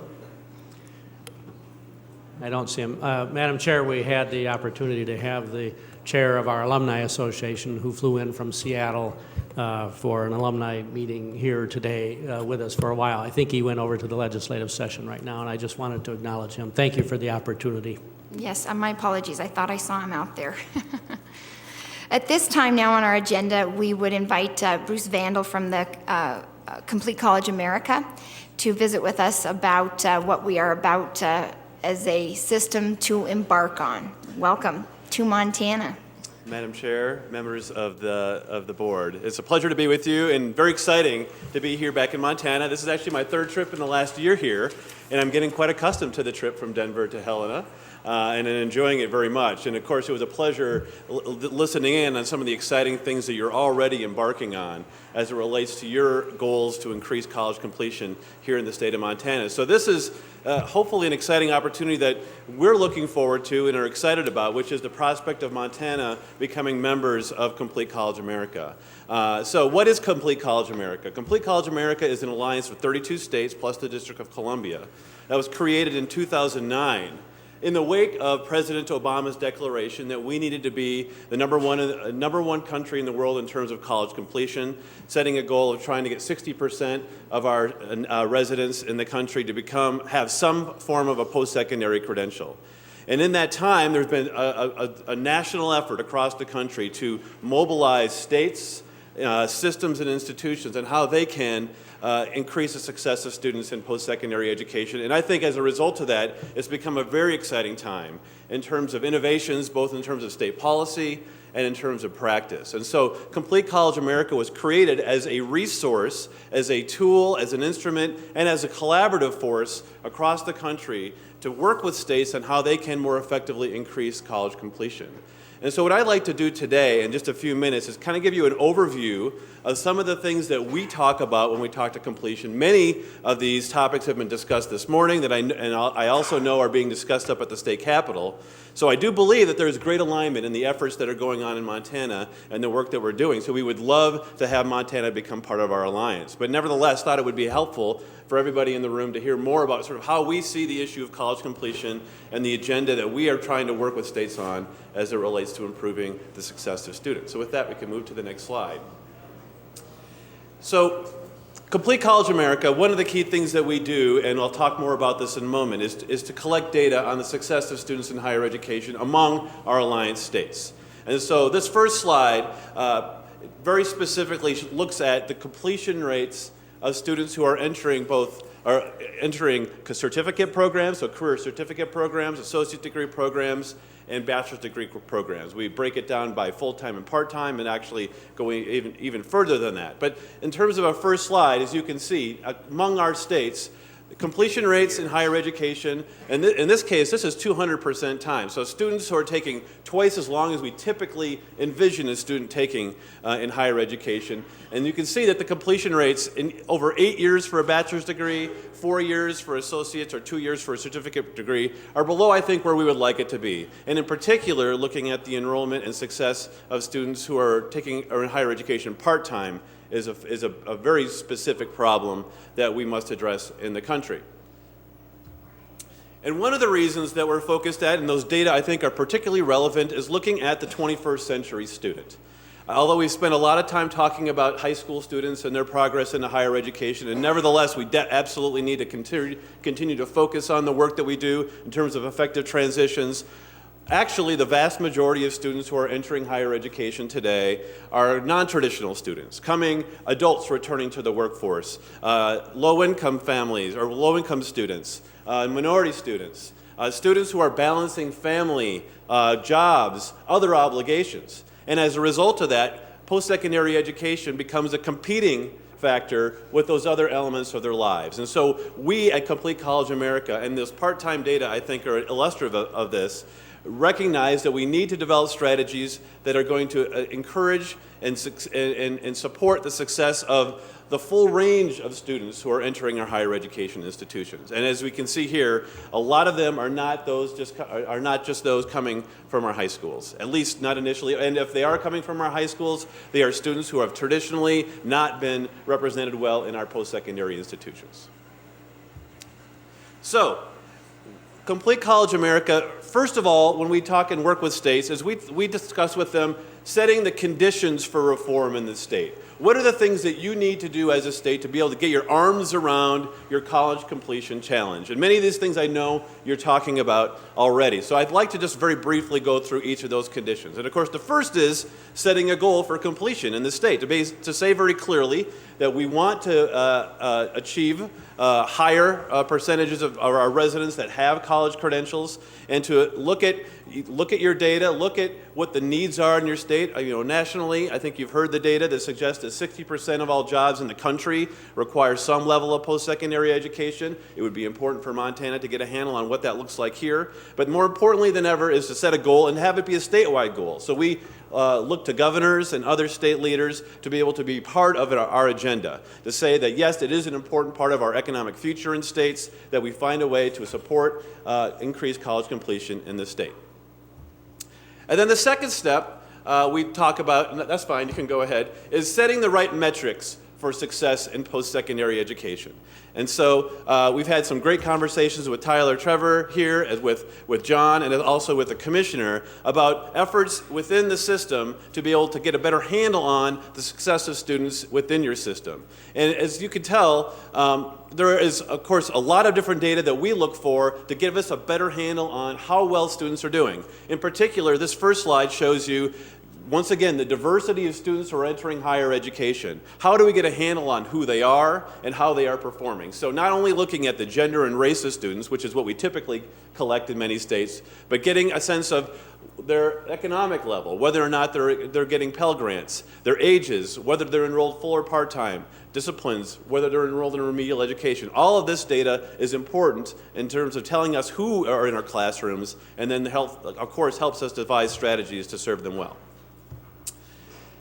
And of course, the other set of metrics that we look at are outcomes. Obviously, we want to know how well we're performing, not only in terms of graduation rates, but the number of degrees we're producing. So it's one thing to say that our graduation rates are strong, but are we actually generating more graduates, the actual numbers of graduates? And that's the distinction there, of course, as you probably are aware, is you can increase your graduation rates in two ways. One is by decreasing access to your institution and only taking those students who have the greatest potential to be successful, or of course investing in strategies to ensure that all students have the opportunity to earn a credential. So we look at both the graduation rates, degrees awarded. We also look at transfer rates. Obviously community colleges, part of their mission is to transfer students. We look at those rates, and then we also look at the credits and time to degree. We've heard that discussed this morning. The importance of tracking how long it's taking students to complete a degree. How many credits are they taking? Are there wasted credits? Are there students taking too long to complete a credential? Those are all important outcome metrics that we need to examine. And then the last set of metrics are progress metrics. And so the bottom line is we can always look at what happens at the end of the pipeline and measure our success, but it doesn't give us a lot of insight about why we're not getting the results that we need. And so we've identified a set of what we call progress metrics that research has shown are positively related with completion.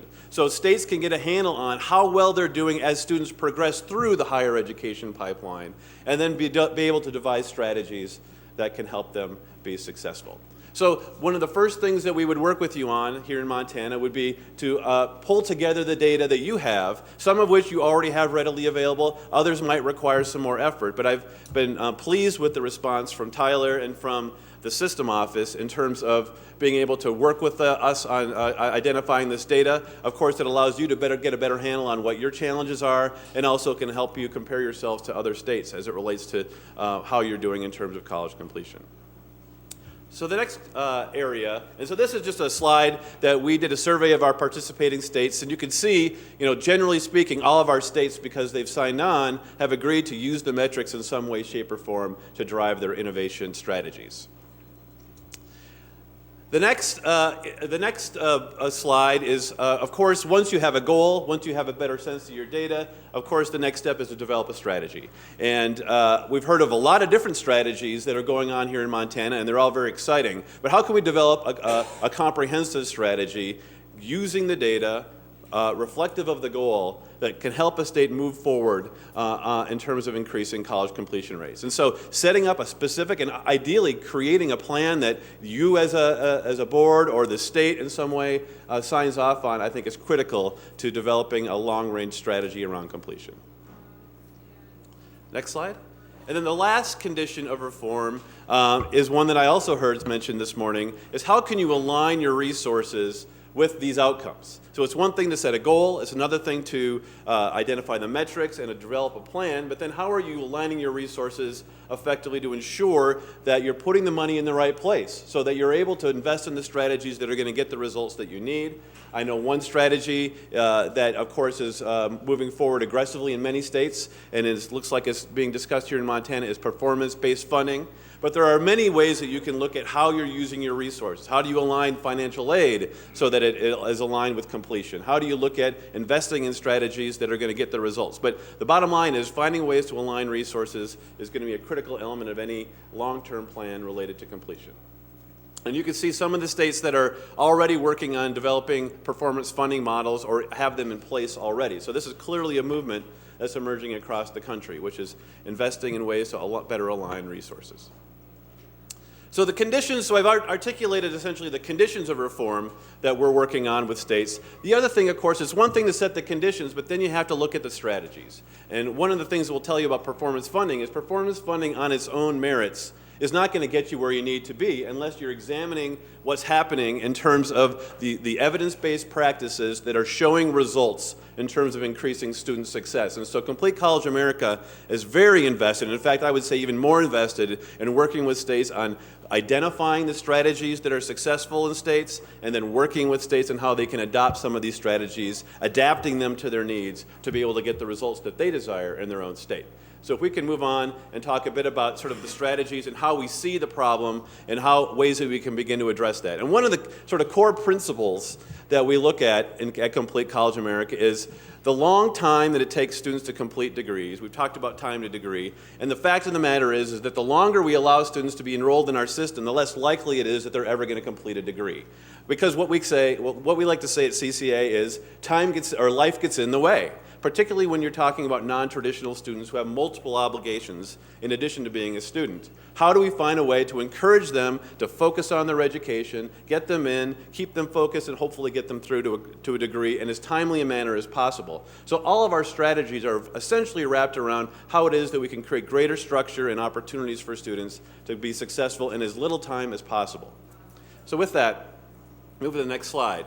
So there are three essential areas that we focus on right now when it comes to increasing student success. The first, and you spent a lot of time talking about this morning, and so we're very excited about the work you're already progressing on in terms of developmental education. But of course, the long remedial education sequences that students encounter before they even get into a robust college program. So here's just some of the data that I'll just sort of go through very quickly. I think you're probably all familiar with it. We have obviously an inordinate percentage of students graduating from high school or coming into post-secondary education that requires some level of post-secondary education. Actually, this data is probably a little low. We're seeing new data that suggests as many as 70% of all community college students across the country and 50% of all students requiring at least one remedial course. But then the next place to look is actually how well students are performing when they are placed into remedial education. And typically how we've defined the problem over the years is how well are we getting students through remedial education sequences, which is a fine measure, except for the fact that that might it might sort of delude you from the actual real issue, which is, of course, remedial education isn't about just students completing remediation. It's about them actually getting into gateway college courses and having them be successful. So this slide shows you how, while students may complete the remedial education sequence, many never take the next step of completing a gateway course in math or English. And so when we think about success in remediation, we need to be thinking about how well students are actually performing once they complete the remediation. Are they actually completing gateway courses? And then, of course, the final metric, obviously keeping an eye on completion, is how many of those students are actually ever earning a credential. And as you can see from the slide here, a very low percentage of students who ever enroll in remediation ever earn a post-secondary credential in this, we would say in this time, 150% time, 3 years for a 2-year degree or 6 years for a 4-year degree. So what do we do about that problem? And we have sort of a set of game changer strategies, and this is sort of one that is part of, I think, a broader set of this agenda issues that we could talk at length on. But the bottom line is, how do we get more students into gateway courses as quickly as possible? And recent research has shown that actually when we do assessment and placement of students, we actually across the country typically put more students into remedial education than absolutely need it. In other words, our assessment practices are such that when we have a question mark about whether or not a student is college ready, we tend to put them in remediation as opposed to putting them in a gateway course. And that stands to reason on some level. Like, we don't know if they're going to be ready. Well, maybe we just give them a semester to brush up. Or we put them in a set of courses because we want to make sure that they have those skills down solid. But the problem is, as the data that I showed you reflected, is many of those students never come out of remediation. They may start, they may pass a course, but they never actually complete the remediation and, or more importantly, ever complete the gateway course. And so we're putting great emphasis on how we can create strategies that get students into those gateway courses much more rapidly. And probably the first strategy that we look at is, are there a group of students that we can actually put directly into gateway that are now being placed into remediation, and providing them academic support to ensure that they're successful. There are many models out there at the Community College of Baltimore County, Austin Peay University, and other places across the country that have seen 3 or 4 times the success rate by simply putting students into gateway courses and then providing them academic support while they're in those courses. So while this is not necessarily a panacea, we do think it's an important game changer because of the profound results that you can get in a short period of time.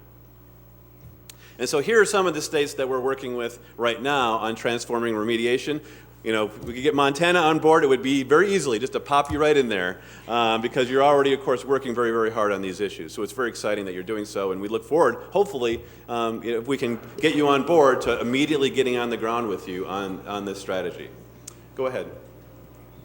The next issue that we're very focused on is the success of students who are enrolled part-time. And as you can see from the results, we don't do a very good job across the country in terms of graduating students who are part-time enrolled. So what do we do to find a way to improve their success? And it's not an easy nut to crack, no question about it. But we think that there are some strategies that can be useful. So here's once again the data that shows you the low success rates of students who are part-time. And one of the strategies that we're very much focused on is how do we create greater structure for students that allow them to be able to manage their education in a manner so they can count on it. Essentially using structured programs or block scheduled programs is one way to do that. So in other words, think of a part-time student who every semester has to enroll in a set of courses, and one semester the courses that they need to take are Monday, Wednesdays, and Thursdays from 8 a.m. to noon. And then the next semester, the courses that they need to take are on Tuesdays, Thursdays, and Fridays from noon to 4. Well, if somebody's managing childcare, somebody has a job, That means they have to rearrange their arrangements with childcare. That means that they have to go to their employer and say, I need to shift my work schedule. And the bottom line is that it creates a lot of chaos in the student's life. So we're learning through models like what's happening at the Tennessee Tech Centers in Tennessee, at the City University of New York, that creating cohort-based block schedule programs where a student can count on, maybe taking a morning block or an afternoon block, that every semester that they know this is when they go to school, actually increases their success in post-secondary education, because then they know that I'm a student on Monday, Wednesdays, and Fridays from 8 to noon. I'm an employee from noon until 6 o'clock, or I'm full-time on those days that I'm not enrolled, and then I'm a parent in the evening. I don't have to worry about juggling my schedule. I can create structure around that. So there's been tremendous success in many institutions in creating better structures for students, particularly part-time students, as a strategy. Go to the next slide. And then the last area that we're really focused on, in focus in particular, is the long time that it takes students to complete degrees and the number of credits that they require. So this is data we've collected in terms of time to degree. As you can see here, no matter what type of program that you enroll in, students typically take far more time to complete their credential than we typically allot for a student enrolled in post-secondary education. Part-time students, take, of course, an extraordinary amount of time. And as we can see from the data, that suggests that their likelihood of dropping out is much, much higher. Likewise, the number of credits that students take to earn a credential is typically far beyond what they need. We might have a 60-credit associate's degree program, but it ends up that students might take almost 80 credits in order to earn a credential, because they're taking credits just to take credits to maintain their financial aid status, because the courses that they need aren't available when they need them, so they take another class, or they just don't know what they're focused on. They don't know what program they want to enroll in, and so they just kind of experiment without a clear focus or plan on what they need to do. So what can we do to reduce the number of credits and the time that students take to complete a degree? So the next slide. One way is to make sure, of course, you're creating credit caps so that you don't have sort of a creep. So there is a tendency sometimes in academic programs to add that extra course or extra couple courses onto a program. And as a result of that of course lengthens the time to degree. Asking your institutions to look very carefully at their academic programs to stay within that traditional structure of 60 credits for an associate degree or 120 credits for a bachelor's degree is one strategy to look at. Another strategy is to be able to find ways to incent students to enroll full-time. I've got a fan here. Absolutely, thank you. And so one of the strategies, particularly for students who are enrolled already sort of full-time at, say, 12 credits, which is what our financial aid system sort of enables students to do or encourages students to do, is find ways to get students to enroll in 15 credits. Or finding students who are enrolled part-time to take an additional class, to be able to figure out a way, or create continuous enrollment, summer enrollment opportunities, so students are continuously enrolled. So why do part-time students take the summer off? We should keep them engaged and enrolled throughout the year. Those are the types of programs and strategies we should be looking at to reduce the time and also the credits to degree. Hawaii has got an excellent program where they've created incentives and a marketing program to encourage students to enroll in 15 credits. They implemented this last year, and their first freshman class saw an 18% increase in those who enrolled in the full 15 credits, the first semester that they implemented. So there's some exciting strategies on how you can encourage what we call credit intensity in post-secondary education. Next slide. And then the last game changer strategy, then we'll wrap this up, is how do we create clearer and better pathways for students through higher education?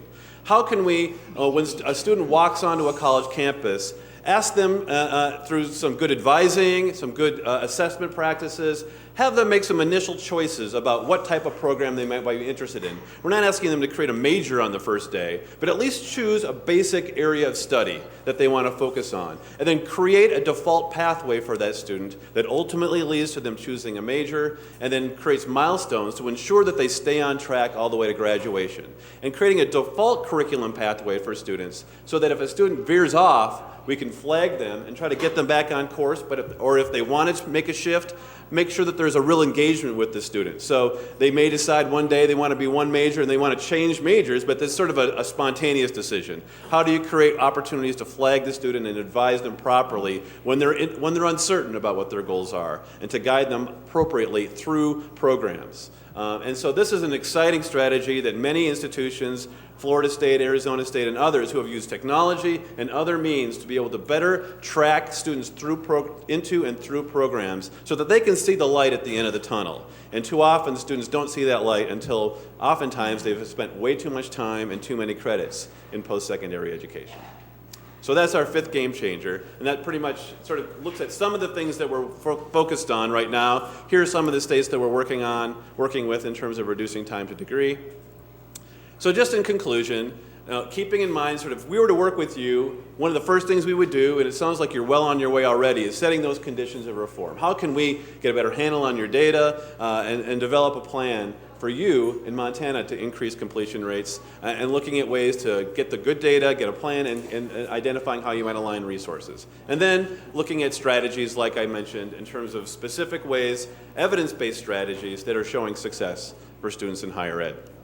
So at the end of the day, if you were to join Complete College America, this is really what we're looking for, is some kind of a commitment, ideally from your governor, that would say, yes, we want to be a part of the alliance. Identifying a team within your state, including, I would hope, representatives from the board here, to be part of that group that would work with us very closely on how to develop that plan and support your efforts here in Montana. Of course, complete and provide the data that we're talking about, setting that goal, and then just finding a way to develop that communication strategy. I mean, these are just really the basic expectations. There's no fee to participate. It's really just your commitment to be a part of our alliance is really what we're looking for. And then in terms of some of the benefits, the next slide, obviously we would find ways to develop a strategy with you. We offer an academy where a team would come together, where we would work with you over several days to sort of map out the initial plan. We have several convenings over the course of the year on many of the issues that I mentioned that will give your institutions and your faculty an opportunity to learn more about what's happening across the country in terms of completion. We can also do things within your state. So in developmental education, we've already talked about how could we develop, put together an institute where we could bring in national experts that are showing great results in terms of strategies and help them engage your faculty on how they might consider some of these strategies. And then, of course, always being available to you in terms of just-in-time technical assistance. Picking up that phone. Can you help me with this question? Who do you know that's doing this effectively? And creating a community of people that you'll also engage across the country. Really, I think that's the most exciting thing, is to be able to learn from other states in terms of what they're doing and building relationships across the strait through our lines. So that's basically it. I'm hoping that you're excited about this. We're very excited about it. We're going to be hopefully meeting with the governor later today, and we look forward to adding Montana as our 33rd state, hopefully. If there's any questions? Thank you, Mr. Vandal. Great presentation. And before I make a comment, I would just like to take a moment to introduce you to Senator Taylor Brown, who is here at the table. And Senator Brown, I would encourage you to ask any questions and engage in this conversation as you would feel comfortable today. We introduced him yesterday when he was here, so I didn't reintroduce until just now. So that's a really good presentation. And one of the things I think I want to highlight for folks at the table, folks in the audience, folks watching, especially faculty, I think is that you highlighted a number of things that we may already be doing on our campuses. Mm-hmm. And we just need to find a way to enhance those efforts and to track those efforts. And so at this point then I would turn it over to any members of the board and folks at the table for any questions or comments. Regent Teal. Yeah, I want to thank you again for your presentation and for the help you've already given us in the remediation conversation. Really, your presentation there and the best practices coming from Complete College America really aided us in structuring that conversation, and as you can see, it's something the board was very interested in and we're really committed to. And I'm really excited about all of these strategies and goals and goal setting.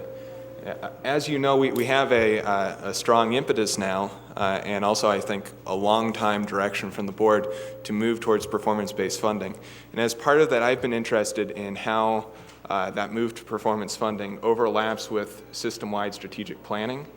do you know states that have used this Complete College America goal-setting strategy and performance funding strategies to look at overall strategic planning, not just in relation to completion, but to the overall academic enterprise? Sure. Madam Chair, Regent Teal. So yes, I think what we've seen in the past, it's things like performance-based funding and/or strategic plans are nothing new to higher education. They've existed for quite a long time. I think one of the emphases that we want to put is, first of all, is to have completion be an important component of that strategy. Too often, other factors, which are also very important, might sort of take over a strategic plan without consideration of specifically how you can improve completion.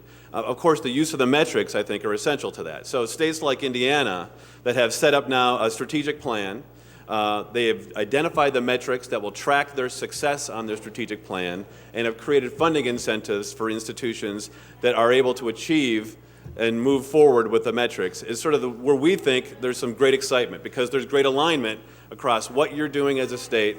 And you can, in every state, obviously customizes what they do to the specific needs of that state. So we would, of course, support and work with you on, while we would hope that many of these metrics would be a key component of what a strategic plan would look like, you will see in other strategic plans there will be other dimensions as well that other states will build in, because it's critical, because their state is unique and they have interesting elements that they want to make sure that they focus on. But there's no question that you can easily weave in these metrics into a larger strategy that can be customized to your own state.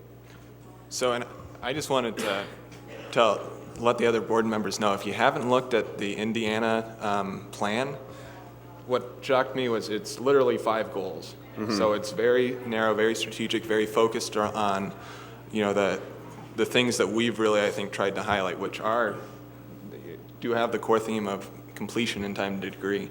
So, I think as we're moving forward in this process, and especially with the help of Complete College America, I'd like to look at how we do our plan, because I think that we could be a lot more strategic about how we use that document to guide our conversations and guide our efforts. Thank you, Regent Teal. Are there further questions or comments from members of the board? Regent Williams. Thanks very much for your presentation. We appreciate you coming out here. Could you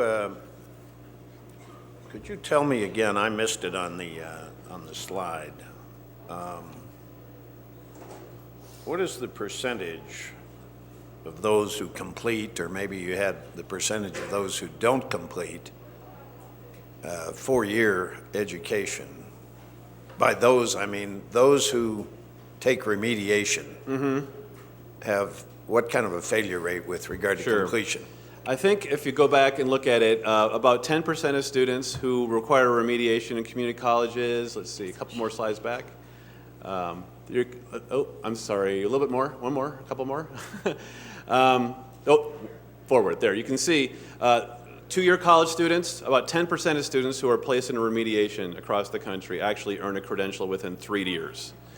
And then 35% of 4-year students complete a credential in 3 years. Now, what this doesn't tell you is the levels of remediation. So let's say a student needs to take 3 classes in mathematics in order to be able to get into a gateway mathematics courses. The data there is horrific.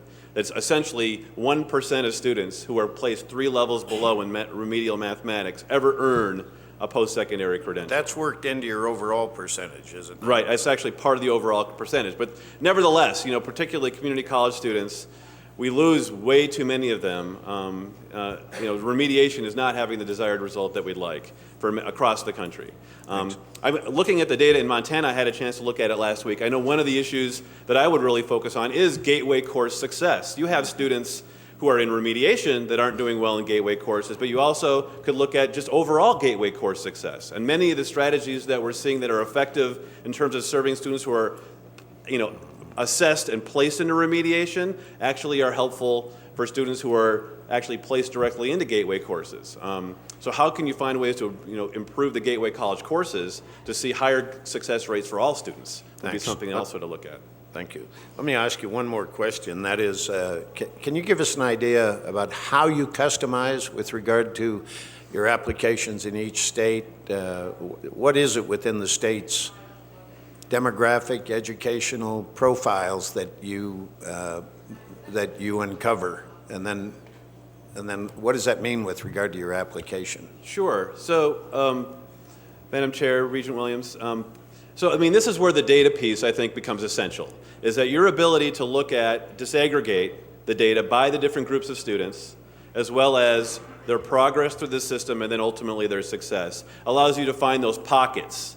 And there's sort of two things we're looking for.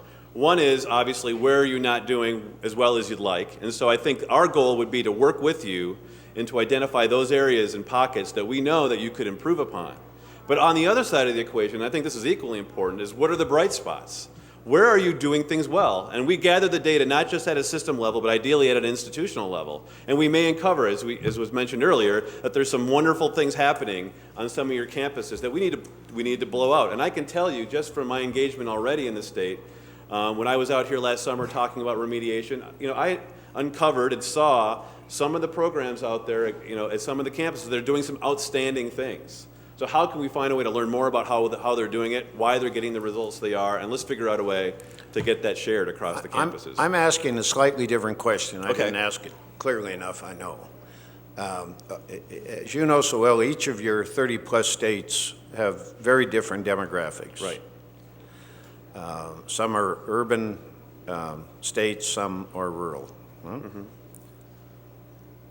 What do you do with regard to trying to determine what the effect of those demographics, state by state, have to do with the state's failures or moderate lack of success? I see, sort of trying to get an apples to apples comparison across states. Well, the point is, no state wants to have their remediation, not the student remediation, but the college, university, K through 12 remediation. Right? Mm-hmm. No state wants it done based on another state's demographics. Right. Each state is somewhat different. Right. How do you deal with that?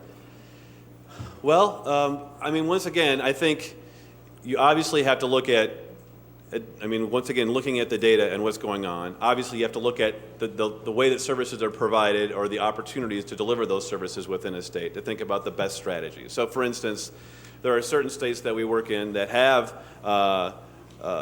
may not have community colleges nearby and have to work with their four-year institutions. And so that means driving a strategy towards what the available institutions are and what they can do to do things effectively. And so, I'm not sure if I'm answering your question directly, but essentially it's, recognizing the assets, the institutions within your state, obviously looking at the demographics of the students and thinking about where we can provide the service and look for, hopefully, comparisons. Are there states or institutions that are similar that we can find a way to connect the dots on and find ways to put those institutions together to learn from one another? Those are all things that we would look to do to help your state. I'm satisfied with it, but just to clarify what I'm getting at is lack of education and poverty are closely linked. A state with high poverty levels has great difficulty with completion rates. Right. So I'm saying, I assume you pay attention to such things as poverty absolutely. levels. Absolutely. Right? Well, no question, Regent Williams. Like I said at the outset, we're really focused on, 100% of students, but recognizing that such a large percentage of the new students in higher education are coming from low-income backgrounds, are coming from non-traditional backgrounds. And so all of our strategies, and I think if you saw, we put a lot of emphasis on what happens at community colleges, which is usually the access point within state higher education systems, and then creating strategies for how do you support those students who are non-traditional students, where they just don't have their parents drop off their duffel bag and then there they go for 4 years, but that actually have to go home at night and deal with families and deal with their economic circumstances. And so that is actually a critical focus to what we do. I think it's the only way you're going to increase college completion rates is to find a way to better serve those populations. Further questions or comments? President Ingstrom. Thank you. Mr. Vandal, thanks for coming out and talking to us. I really enjoyed your presentation. I'd like you to expand a little bit on the part-time student. There are part-time students who could be full-time students if we encourage them in that direction and so on. But then there are also part-time students who wouldn't be students at all were it not for the option of being a part-time student. And could you just talk a little bit about those two different groups of folks and maybe the differentiation of strategies for them. Absolutely. Madam Chair, Regent Emberton. So, yes, I think that I will admit that we come at this in a little bit of a different way than I think maybe the conventional wisdom has been for a long time, which is students come at us and their enrollment patterns are all over the place, and therefore we need to find a way to just sort of be able to meet students and be ultimately flexible. And while I agree that flexibility is critical, there also is an element of structure that students, I think, require. And I think this is, where it's exciting. So first of all, in terms of the student who could be enrolling full-time, I think efforts like the 15 to Finish project, where you create not only financial incentives for students. So for instance, what they did there is they banded tuition so that if you take 12 credits or 15 credits, you pay the same amount. So there's a financial incentive for the student to go 15 credits. You create advising structures that say to the students, so we focus on the students saying, they looked at the data and they show that students who enroll in 15 credits actually do better than students enrolled in 12, which combats the conventional wisdom, which is take a few less credits. You need more time and it helps you get yourself. So it sort of dispels this notion that taking a few less credits will help you be more successful, when in fact the data suggests otherwise. But it also makes the economic argument to those parents as well as others to say, by enrolling in 15, you're going to get done faster, you're going to get into the workforce faster, you're going to be able to have a lower debt load, and trying to communicate in that way. So working with advisors to encourage students, creating incentives for students, and then providing good information, I think are critical for those groups of students. For those students who are, like I discussed, sort of juggling multiple things, we have to focus on what is it they can do to keep them engaged and enrolled consistently. And one part of that is to create credit intensity, which is to get them to take as many credits as possible, but also to create consistency across time. So keeping them enrolled, so for example, summer enrollment and other types of strategies. So, and creating those academic pathways. So two things. One is the structure of, like I mentioned, block scheduling and others where they can count on when they show up for school, when they do school. And then also the clear pathway that says, this is the program you're on. You keep on this path, and we can tell you that if you do as we have structured for you, this is your graduation date. So they can see the light at the end of the tunnel. So creating greater structure and clearer pathways, and then of course intrusive advising to students to keep them on track along the way. So as they start to veer off, we intervene and do what we can to support them. And it might involve academic support, but it also might involve other supports. I'm having childcare problems, my car, things like that could be helpful to students as well. Thank you. Further questions or comments? Regent Teal. Senator Brown, I have you on deck. Thank you again, and I think I just wanted to comment. I think that a lot of the data you're presenting and the strategies you're presenting mesh with our experience and work that we're trying to do in a lot of ways. And I think that we've all talked a lot about completion being a common thread in our goals. And so I'm personally supportive of encouraging the Commissioner's Office to move towards joining, and I'd ask other regions if that's something we'd be interested in articulating as a board at some point. Thank you, Regent Teal. Senator Brown.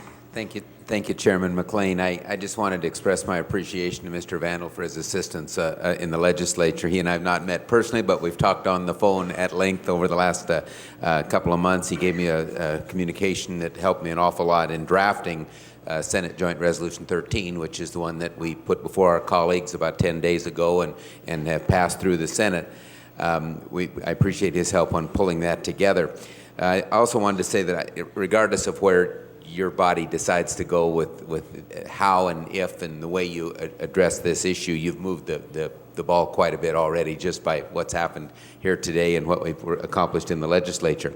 And I do think we have had the governor involved in this conversation since the start, so I think you'll find a welcome reception this afternoon at 3 o'clock when you meet with the governor. He's on, I think he's just not knowledgeable about it as perhaps those around this table, but he's on board with the concept, and I think you'll be welcome. The other thing I wanted to say is every metric is different, and there's so many metrics here and so many things to measure, and we won't compare directly to other universities or other states perhaps. One that came up, for example, if we are successful in this, this boom time in the state of Montana. We've got just a boom time for jobs and construction and need. If we're successful in bringing a lot more return students to our two-year schools, if we're successful in bringing in a lot of 32 and 33-year-old workforce development type students back, you're going to see increase in remedial. It's been 10 years since they've had calculus, or 15. So you're going to you're not going to be able to move both those metrics at the same time. So we just have to be aware of that. We just have to, the thing is we have to be aware of those metrics and be aware that each one's different and evaluate them for what they can do to help us move the ball in the direction that we need to move. And I just want to say great presentation, and thank you for coming. And I think you've even convinced President Cruzado that maybe time to credits matters. So, I mean, I think great job. Thank you. Thank you, Senator Brown, for your comments and for your continued support. President Cruzado.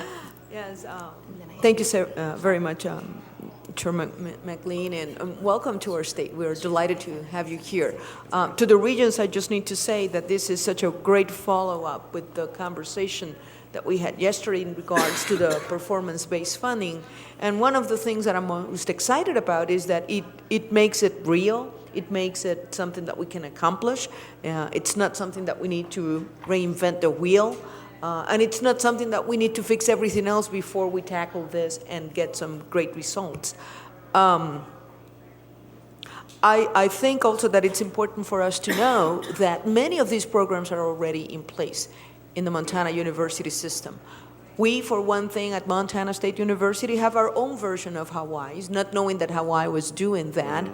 Perhaps Hawaii copied our own Freshman 15, which I think it's a very catchy title. And this is something that I think it's very important in all these conversations. All of this is not rocket science. What it is, it's an invitation for us to think about the structure in which we place our students and give those students all the tools for them to be successful. That's all it is. The second part, however, is that marketing, it's as important as the initiative itself. If we have all these great opportunities in place, as we have had for years with our flat spot in our tuition in Montana, we only charge for the first 12 credits. End of game. So if you take 15 credits, you'll pay for 12. If you take 18 credits, you'll pay for 12. However, many of our students did not know about that. Right. The average number of credits that our full-time students are taking is 12.4 credits. So the only thing that I discovered was that we needed to have that message coming from the top, saying you need to think about it, and then people will say, oh, of course, this is logical. But speaking about results, so this was an initiative that you started back in 2009, and you have 32 states that have already embraced this. Do you have already results? Can you say to us that those states that are participating in your coalition are showing better results and graduating students at a faster clip than states that do not have adhered to college completion agenda? Sure. Madam Chair, President Cruzado. Yes, I mean, this is exactly what our efforts are around the data collection. Is the next piece is to look at the progress that we're beginning to see, both at the institutional level and at the system level. And we are, very slowly, I mean, in the time frame that we've been working, we've begun to get some of these strategies, you've seen them implemented. And on campuses, we're beginning to see some results where, particularly in the issue of remediation, where we've put a lot of energy, you're seeing institutions that are seeing increases in the success rate of students who are being placed in remediation from 25 and 30% in gateway courses to 50 and 60% of courses. So a lot of what we're seeing at this point is sort of institutionally based, and that we're hoping that we're beginning now to gather and see how that might impact things at the state level. But places where we have been invested and where some of the reforms that we've been working with them on have been implemented, we're beginning to see some positive results. We're hoping that, we're still fairly new, we're hoping that in the next few years we're going to begin to see that bubble up and we're going to see larger system level or state level results as well. Okay. One more comment, if I may. To Regent Williams' very good question about how do we customize these programs. We don't want to have cookie cutters, right? Sure. But on the other hand, one thing that I have noticed is, with not counting exceptional and gifted students, when you incorporate many of these strategies and structures in the curricula or in specific courses, every student benefits. Right. So if you take some strategies for underrepresented minorities and you include majority students, the tide rises for everybody. So this works for everybody. So I think that's a very important point to make. Yep. Well said. Thank you, President Cruzado. Regent Kraus. Thank you for coming today. I appreciate it. I endorse the goal that was set by the president and mentioned by the governor, the 60% goal. For me, that goal is changing society. It's a thing that will change our nation. And I know that's hard. That's why we're asking the smartest people, the educators at the universities. That's why we're asking them to do it, because if not them, then who? Sometimes I don't know that we're so unique that we wouldn't fit in your model. I think we do, and I hope that you get to pop us right in there, as you said. I support that idea. I appreciate Senator Brown. You sound like you've been sitting in at these meetings for a while now, Senator Brown, and paying attention. And so I appreciate what you have to say. And I don't want to have the commissioner's time and everyone else's time trying to reinvent the wheel here. Will they come up with new ideas that, yes, I think we're as smart as anybody, and we'll come up with some ideas too that you might not have right now. But I think we should share them with the rest of the country, and we should take advantage of anything that's available to us that we don't have to spend time reinventing. So both of those things, I think there's great advantages to joining an organization, having attended a meeting with Indiana and Tennessee and CUNY and some of those other ones. I can tell you Indiana is very impressive with what they're trying to do, and that guy understood it. I don't think he'd like me calling him, because I think everyone calls him, but I do think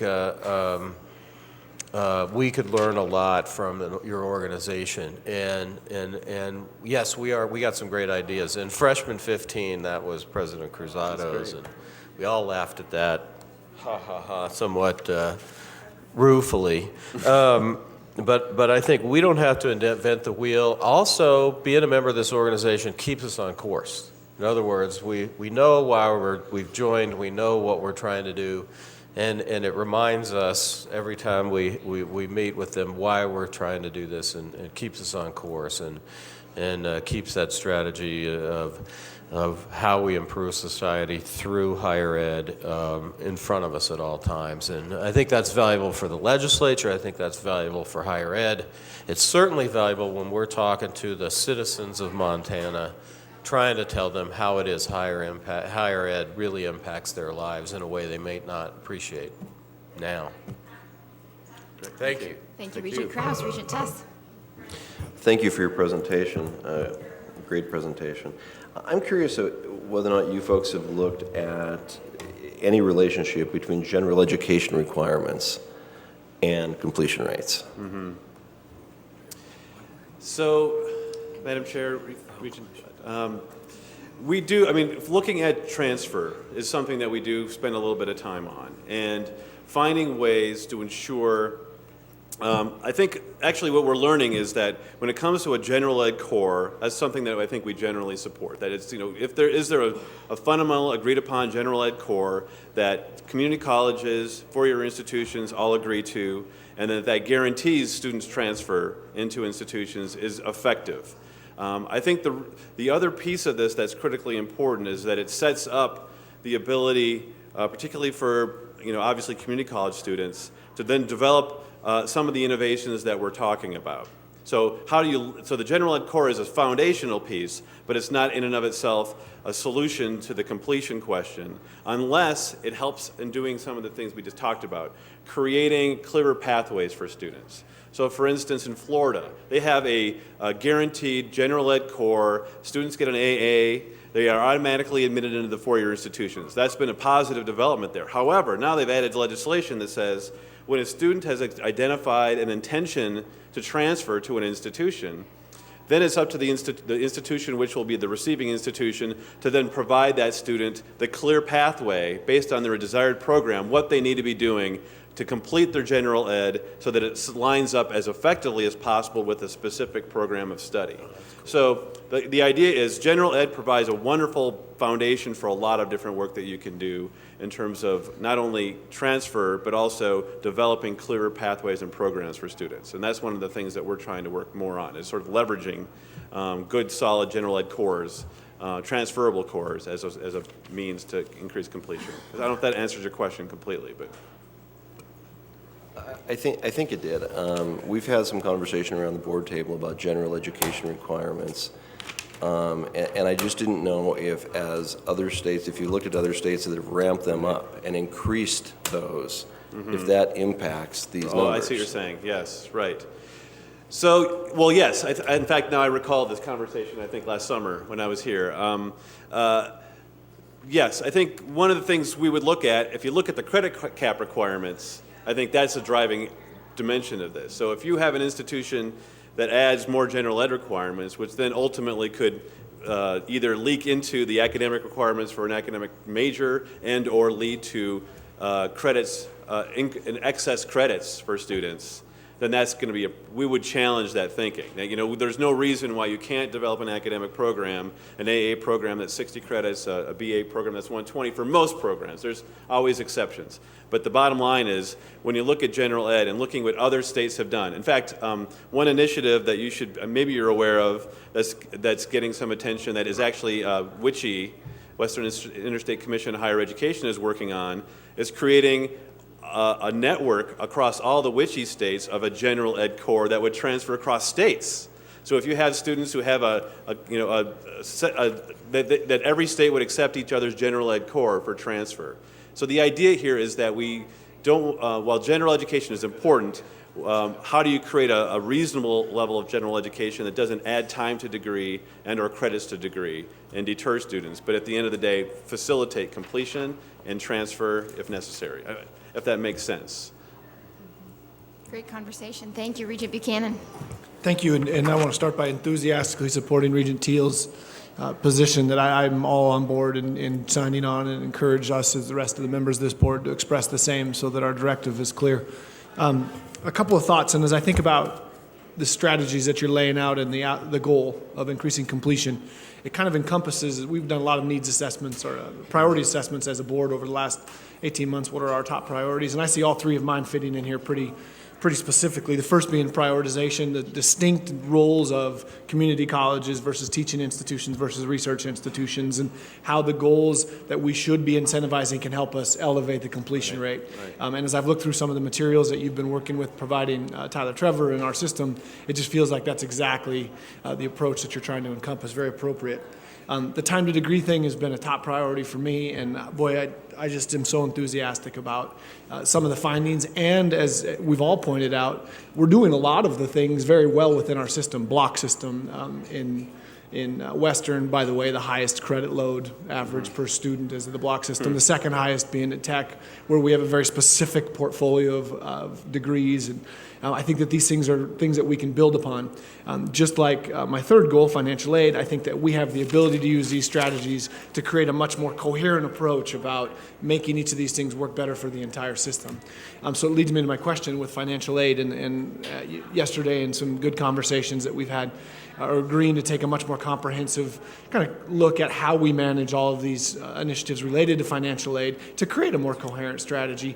I've got to assume that some states that are logged onto this are best practice states that we can learn from as it comes to tying financial aid initiatives, state-based financial aid initiatives, towards this completion goal. And if you could lead us in that direction or give us a couple of examples, I know that as we kick off that process, we want to learn from, we don't want to reinvent the wheel. We want to see who's doing it already well. So could you identify a couple of the states that you see that have done a very good job of linking state-based financial aid practices towards increasing completion rates? Sure. So this is actually a very hot topic at the moment. And it's largely happening in a conversation around the federal Pell Grant. And so there's been a series of recent reports that I suggest that you take a look at that look at innovation around how financial aid can encourage completion. And I will tell you this, that this is actually a little bit of a new frontier. I think that the way we have envisioned financial aid for the most part in this country has been as an access tool, not as a completion tool. And so we do have some examples of states that are beginning to experiment a bit with this, but it's still very, very early on. And so I think one of the things we want to focus on is how we can surface some of them. But yes, I think things like, once again, financial aid that encourages 15 credits rather than 12. The Pell Grant gives you a full Pell Grant at 12 credits. So many states then have replicated and then just have their state grant program be 12 credits. So finding ways to have it be 15 credits. To think about other types of expectations on both institutions and students that are receiving financial aid around using your metrics on performance. So how can you do things around students who are placed in remediation requiring that they immediately enroll in gateway courses as a condition of financial aid, or other types of strategies that help reinforce these pathways that we've set for students, creating incentives for students, are other ways to do things. I think the other side of the equation to think about, not just financial aid, is like we talked about tuition and other types of financial incentives that you can create students. So seeing your tuition strategy and your financial aid strategy aligned to encourage full-time enrollment or consistent enrollment, I think is an important strategy to be thinking about. But like I said, this is an area that I think we're going to learn a lot more about in the next year or two, and we'll definitely be focusing on. I think that's right. And we recently, in the November meeting, approved some money that is doing exactly that is contingent upon progression and higher credit loads. And I think one thing that I'm learning, and I think we as an affordability task force have kind of agreed upon, these aren't mutually exclusive. You can include need and progression with your financial aid incentives.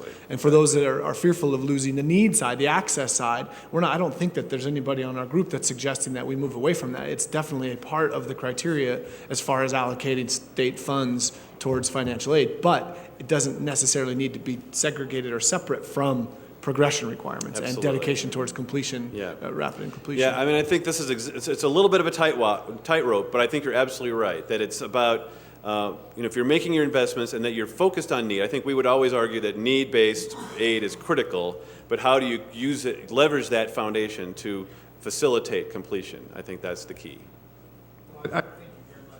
Just the last thought, I think Joe is right. I think we as a board have an opportunity to say we're behind this and would encourage everybody else to make the same statement so it's clear. Thank you. Are there further questions or comments from members of the board? Anyone at the table? One more President comment. Cruzado. And of course, I'm so passionate about this. And I want to thank the Regents, and I want to thank Commissioner Christian for bringing this opportunity to us. I think this is truly historic. Because what we are doing is we're moving away from the old paradigm in which college and university presidents around the nation used to welcome freshman classes by saying, look to your left, look to your right, those individuals will never graduate. And we used to take great pride in that. Today we know better. And I think that with this initiative and with this emphasis, we are joining a group of very inspired institutions and states and individuals. Having said all that, this can only be as successful as, once again, as we have the collaboration and the enthusiastic participation of our faculty members. And they will be absolutely key in this endeavor, just like with the performance-based funding. And I will go a step further. We also need the full buy-in and creativity and enthusiasm of our department heads and deans. Many of the obstacles that I have found are just, again, structural. We're not talking about what happens in the classroom. No one is talking about touching quality. We are still going to commit to having the higher standards of requirements in each and every class. What we need to take a look is at the structures and how do we organize our curricula? How do we organize schedules? I have found, for example, that sometimes we are just scheduling upper division courses once every 2 years. Sometimes it happened. Perhaps in the past we had a difficult financial situation in the university and we needed to adopt that. Sometimes we don't even know why we do things the way we do it. But this will require us to ask, why are we offering the courses in the way that we are doing? Why are we scheduling them only once every 2 years? Why is it that we are not giving our freshmen an opportunity to take the majority of their general education classes early on, so that if they want to transfer or change majors, then they don't lose as many requirements? And conversely, why is it that we cannot give each freshman a peek, an opportunity, at least one class in their proposed major? That way, that freshman immediately will know if that is the course, if that is what he wants to do for the rest of his life or her life. These are simple things that our department heads, that our deans can do, and I know that if we empower them, they will feel that that the sky is the limit. And in the end, this is what it is. This is a mechanism of empowerment. Empowering the faculty, empowering department heads and deans, and empowering students to know that they hold the reins of their future, that they can take more credits without costing them more, and that they will graduate at a faster clip. So, thank you. Thank you, Madam President. And if there are no questions, then we will close this. And I want to thank you for the very exciting conversation. And just to reiterate, I think so many of the remarks around the table, I think you sense a great deal of enthusiasm around the direction that we believe we are headed on behalf of all of the students across the MUS. And it will indeed take the efforts, the collaborative efforts on the part of all of the team members across the Montana University system, and we look forward to working together and to creating a roadmap as to how to best serve the needs of all of our students. And we thank you for being a part of the conversation today. And I would ask if you would stay around for the next 15 minutes while we take a break. Sure. And so folks who may want to just touch base with you one-to-one can do that, and so that we can take a break and come back to the table at about 10 after 11. Thank you, Mr. Vandal. We appreciate your time. Thank you.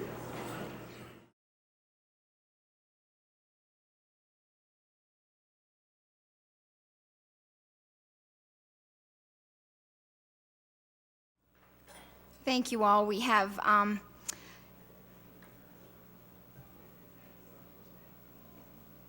the staff and comp consent agenda in just a moment, and then we'll have our committee reports, and then some student appeals, and then an opportunity for public comment. But before we move into that section of our agenda, I would ask if the board would agree, based on the earlier conversation with Mr. Randall from Complete College America, if the board would agree by consensus to become a partner with Complete College America.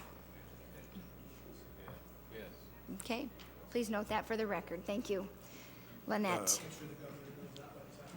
Absolutely, that is the intent of our affirmation just now. We will make sure that that is communicated to Governor Bullock this afternoon.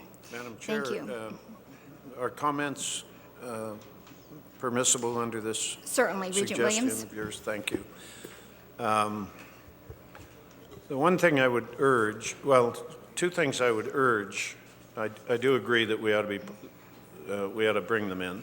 I agree with that. But I think we ought to urge two things. And one is that those folks locally, that meaning Montana, that have committed themselves to trying to improve the situation of numbers of graduates and increase in percentage of graduates, continue to be engaged. We do not now want to abandon this, right, to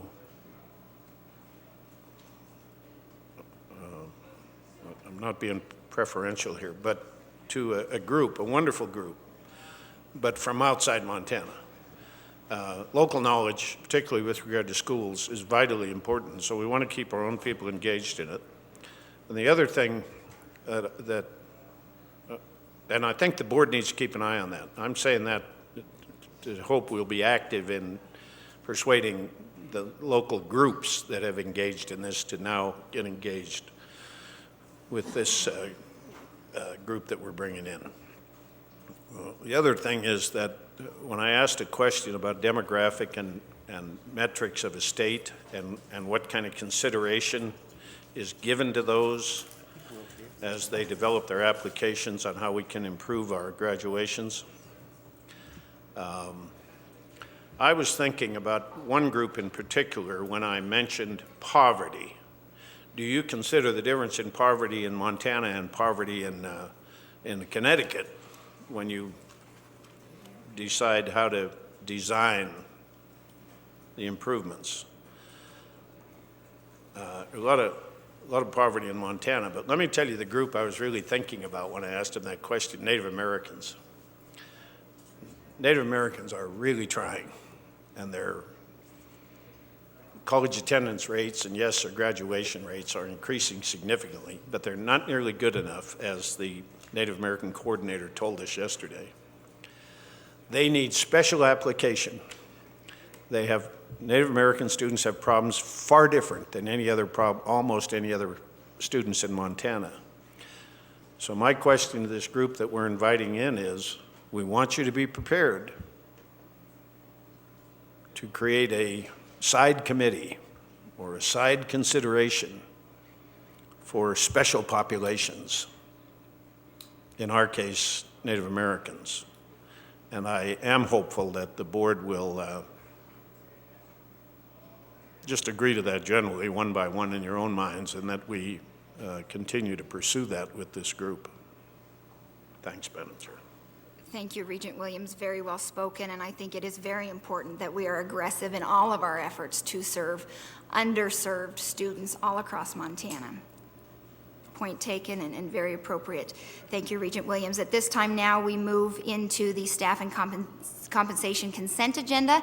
Are there any items on the consent agenda that any board member would like to pull for special consideration?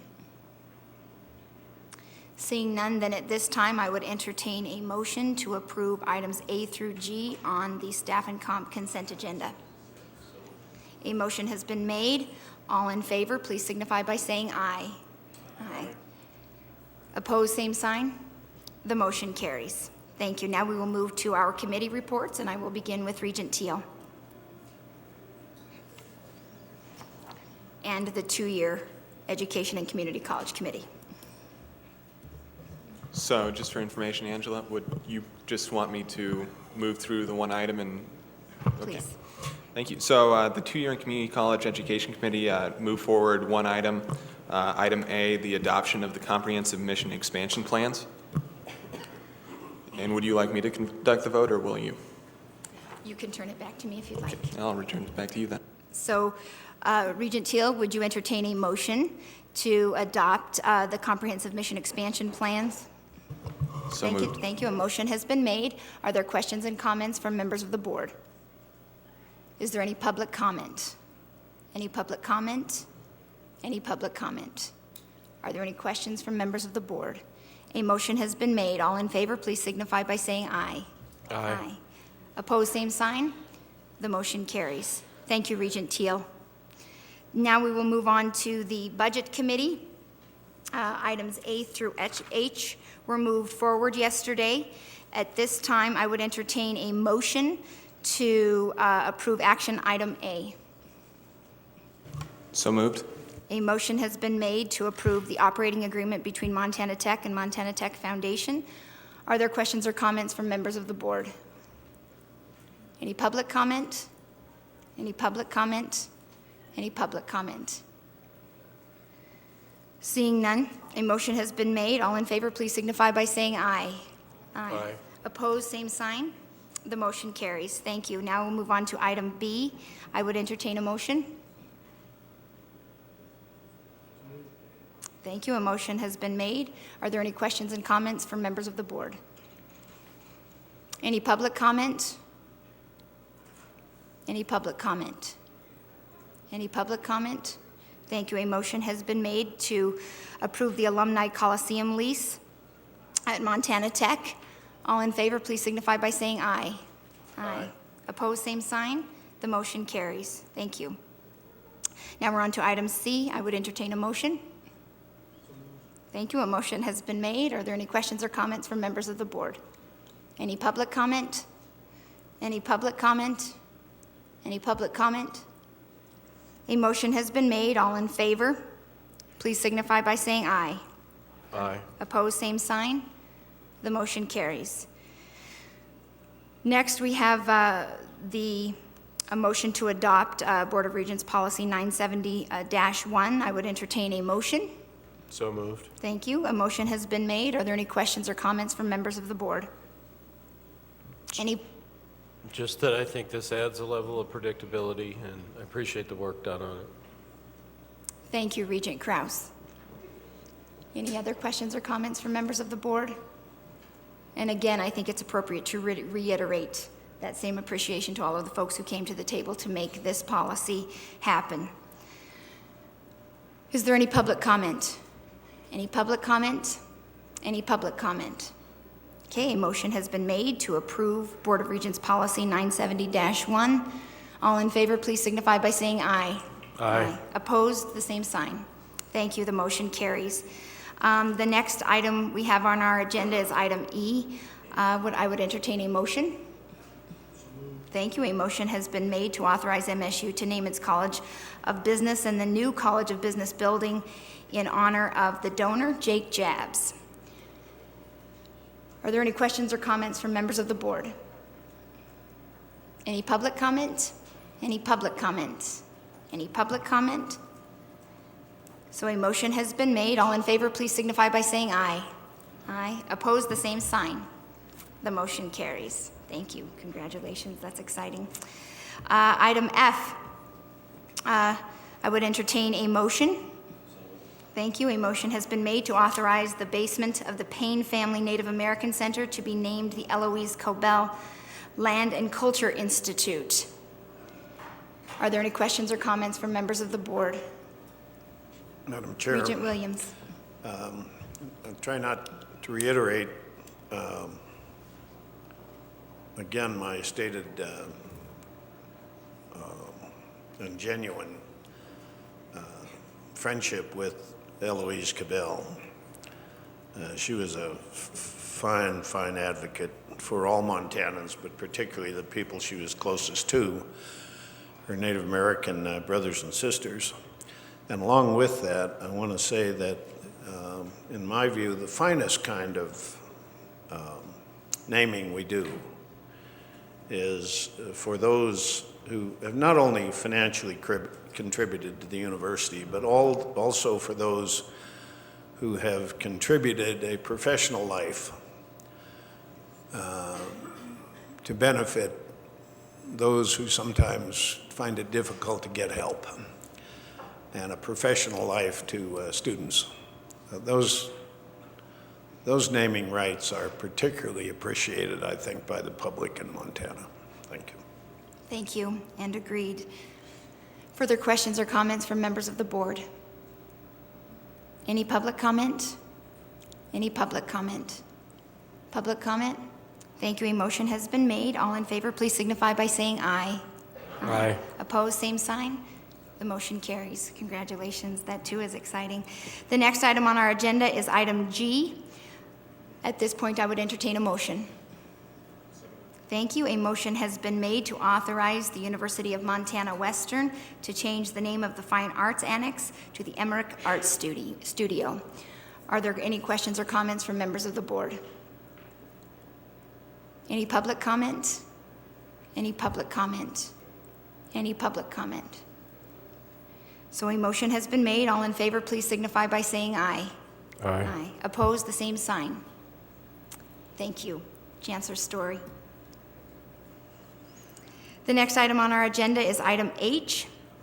At this point, I would entertain a motion to approve. Thank you. A motion has been made to authorize Montana Tech of the University of Montana to grant a gas main utility easement to Northwestern Corporation. Are there any questions or comments from members of the board? Is there any public comment? Any public comment? Any public comment? Thank you. A motion has been made. All in favor, please signify by saying aye. Aye. The motion carries. Thank you. That concludes the action items on the Budget Committee. And so at this time, are there any closing remarks that you would like to make or anything, Regent Buchanan, in regards to the ARSA committee, and you have your consent agenda. Thank you, Madam Chair. I do not believe there's any discussion. The committee moves forward the consent agenda for action, moves it to the board. Thank you. At this time, I would entertain a motion to approve the ARSA consent agenda. So moved. Committee moves it forward. Thank you. A motion has been made.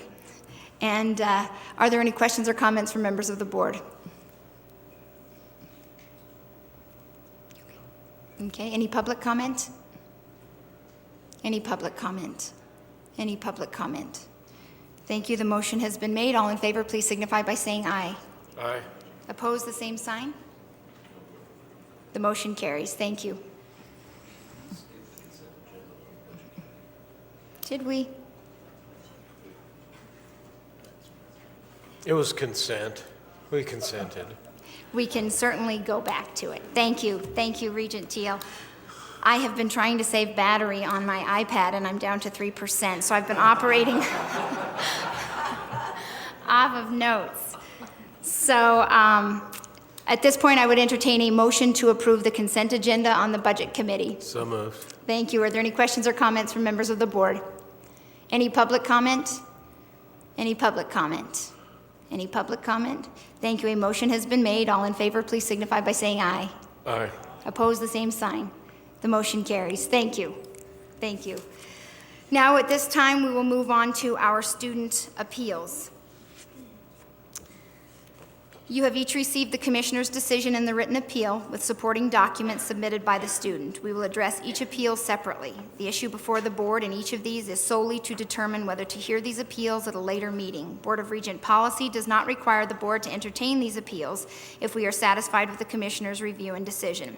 These appeals are confidential, so we will not be addressing these students by name or even identifying the campus involved, nor will we address the facts or the specific issues today. The sole issue today is whether any regent believes the issues addressed in the Commissioner's decision need further review at the board level. If you do not wish to hear a specific appeal at the Board of Regent level, it is not necessary to make a motion. A lack of action on our part will signify our decision not to hear the case. Are there any general questions as to this procedure before we go to the first appeal? At this time, I would entertain a motion in regards to Student Residency Appeal 1. I would entertain a motion to hear this appeal. There being no motion to hear this appeal, the request that we entertain this appeal is denied. The Commissioner's decision is upheld. Now we'll move on to Student Residency Appeal 2. I would entertain a motion to hear this appeal. There being no motion to hear this appeal, the request that we entertain this appeal is denied. The Commissioner's decision is upheld. So that concludes that section of our agenda. And at this time, before we go to our public comment, I would just ask a couple of things of the board before we do turn it over to public comment today. We have engaged, I think, in a very promising conversation regarding Complete College America, regarding performance funding. I would ask the board to continue our research and investigation into those efforts so that we continue to be even more prepared and very aggressive in the conversation. As we look towards the next meeting, we can anticipate more information on the collaborative PhD in material science and a guide and a roadmap regarding how we can systemically address the issues of compression and inversion on our campuses. And then finally, I would ask our board and all of the folks at the table and in the room to continue our advocacy on behalf of the Montana University system up at the Capitol. I think we've made tremendous headway, and I think that we can continue to make tremendous headway in the second half of the session. But we need to work together, all having the same conversation, and I think at the end of the session we will have positive results. So I look forward to working with you in that. And at this time then, I would ask if there's any public comment. Any public comment?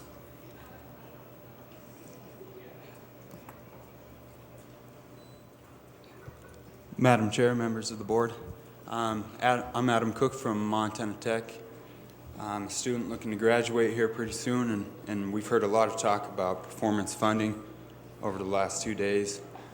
And I'd just like to make sure we don't forget about the student in all this. It seems like all the incentive is being placed on the institution itself, and there's not much incentive for the student. So, I mean, anybody who's gone to college would agree that college life is better than real life. So, you know, what's the hurry in that case? So I think we need to create more incentive for people to get out.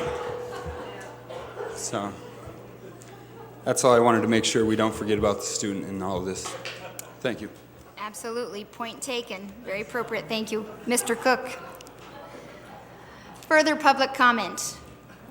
Further public comment. Further public comment? Thank you. Then this meeting is adjourned.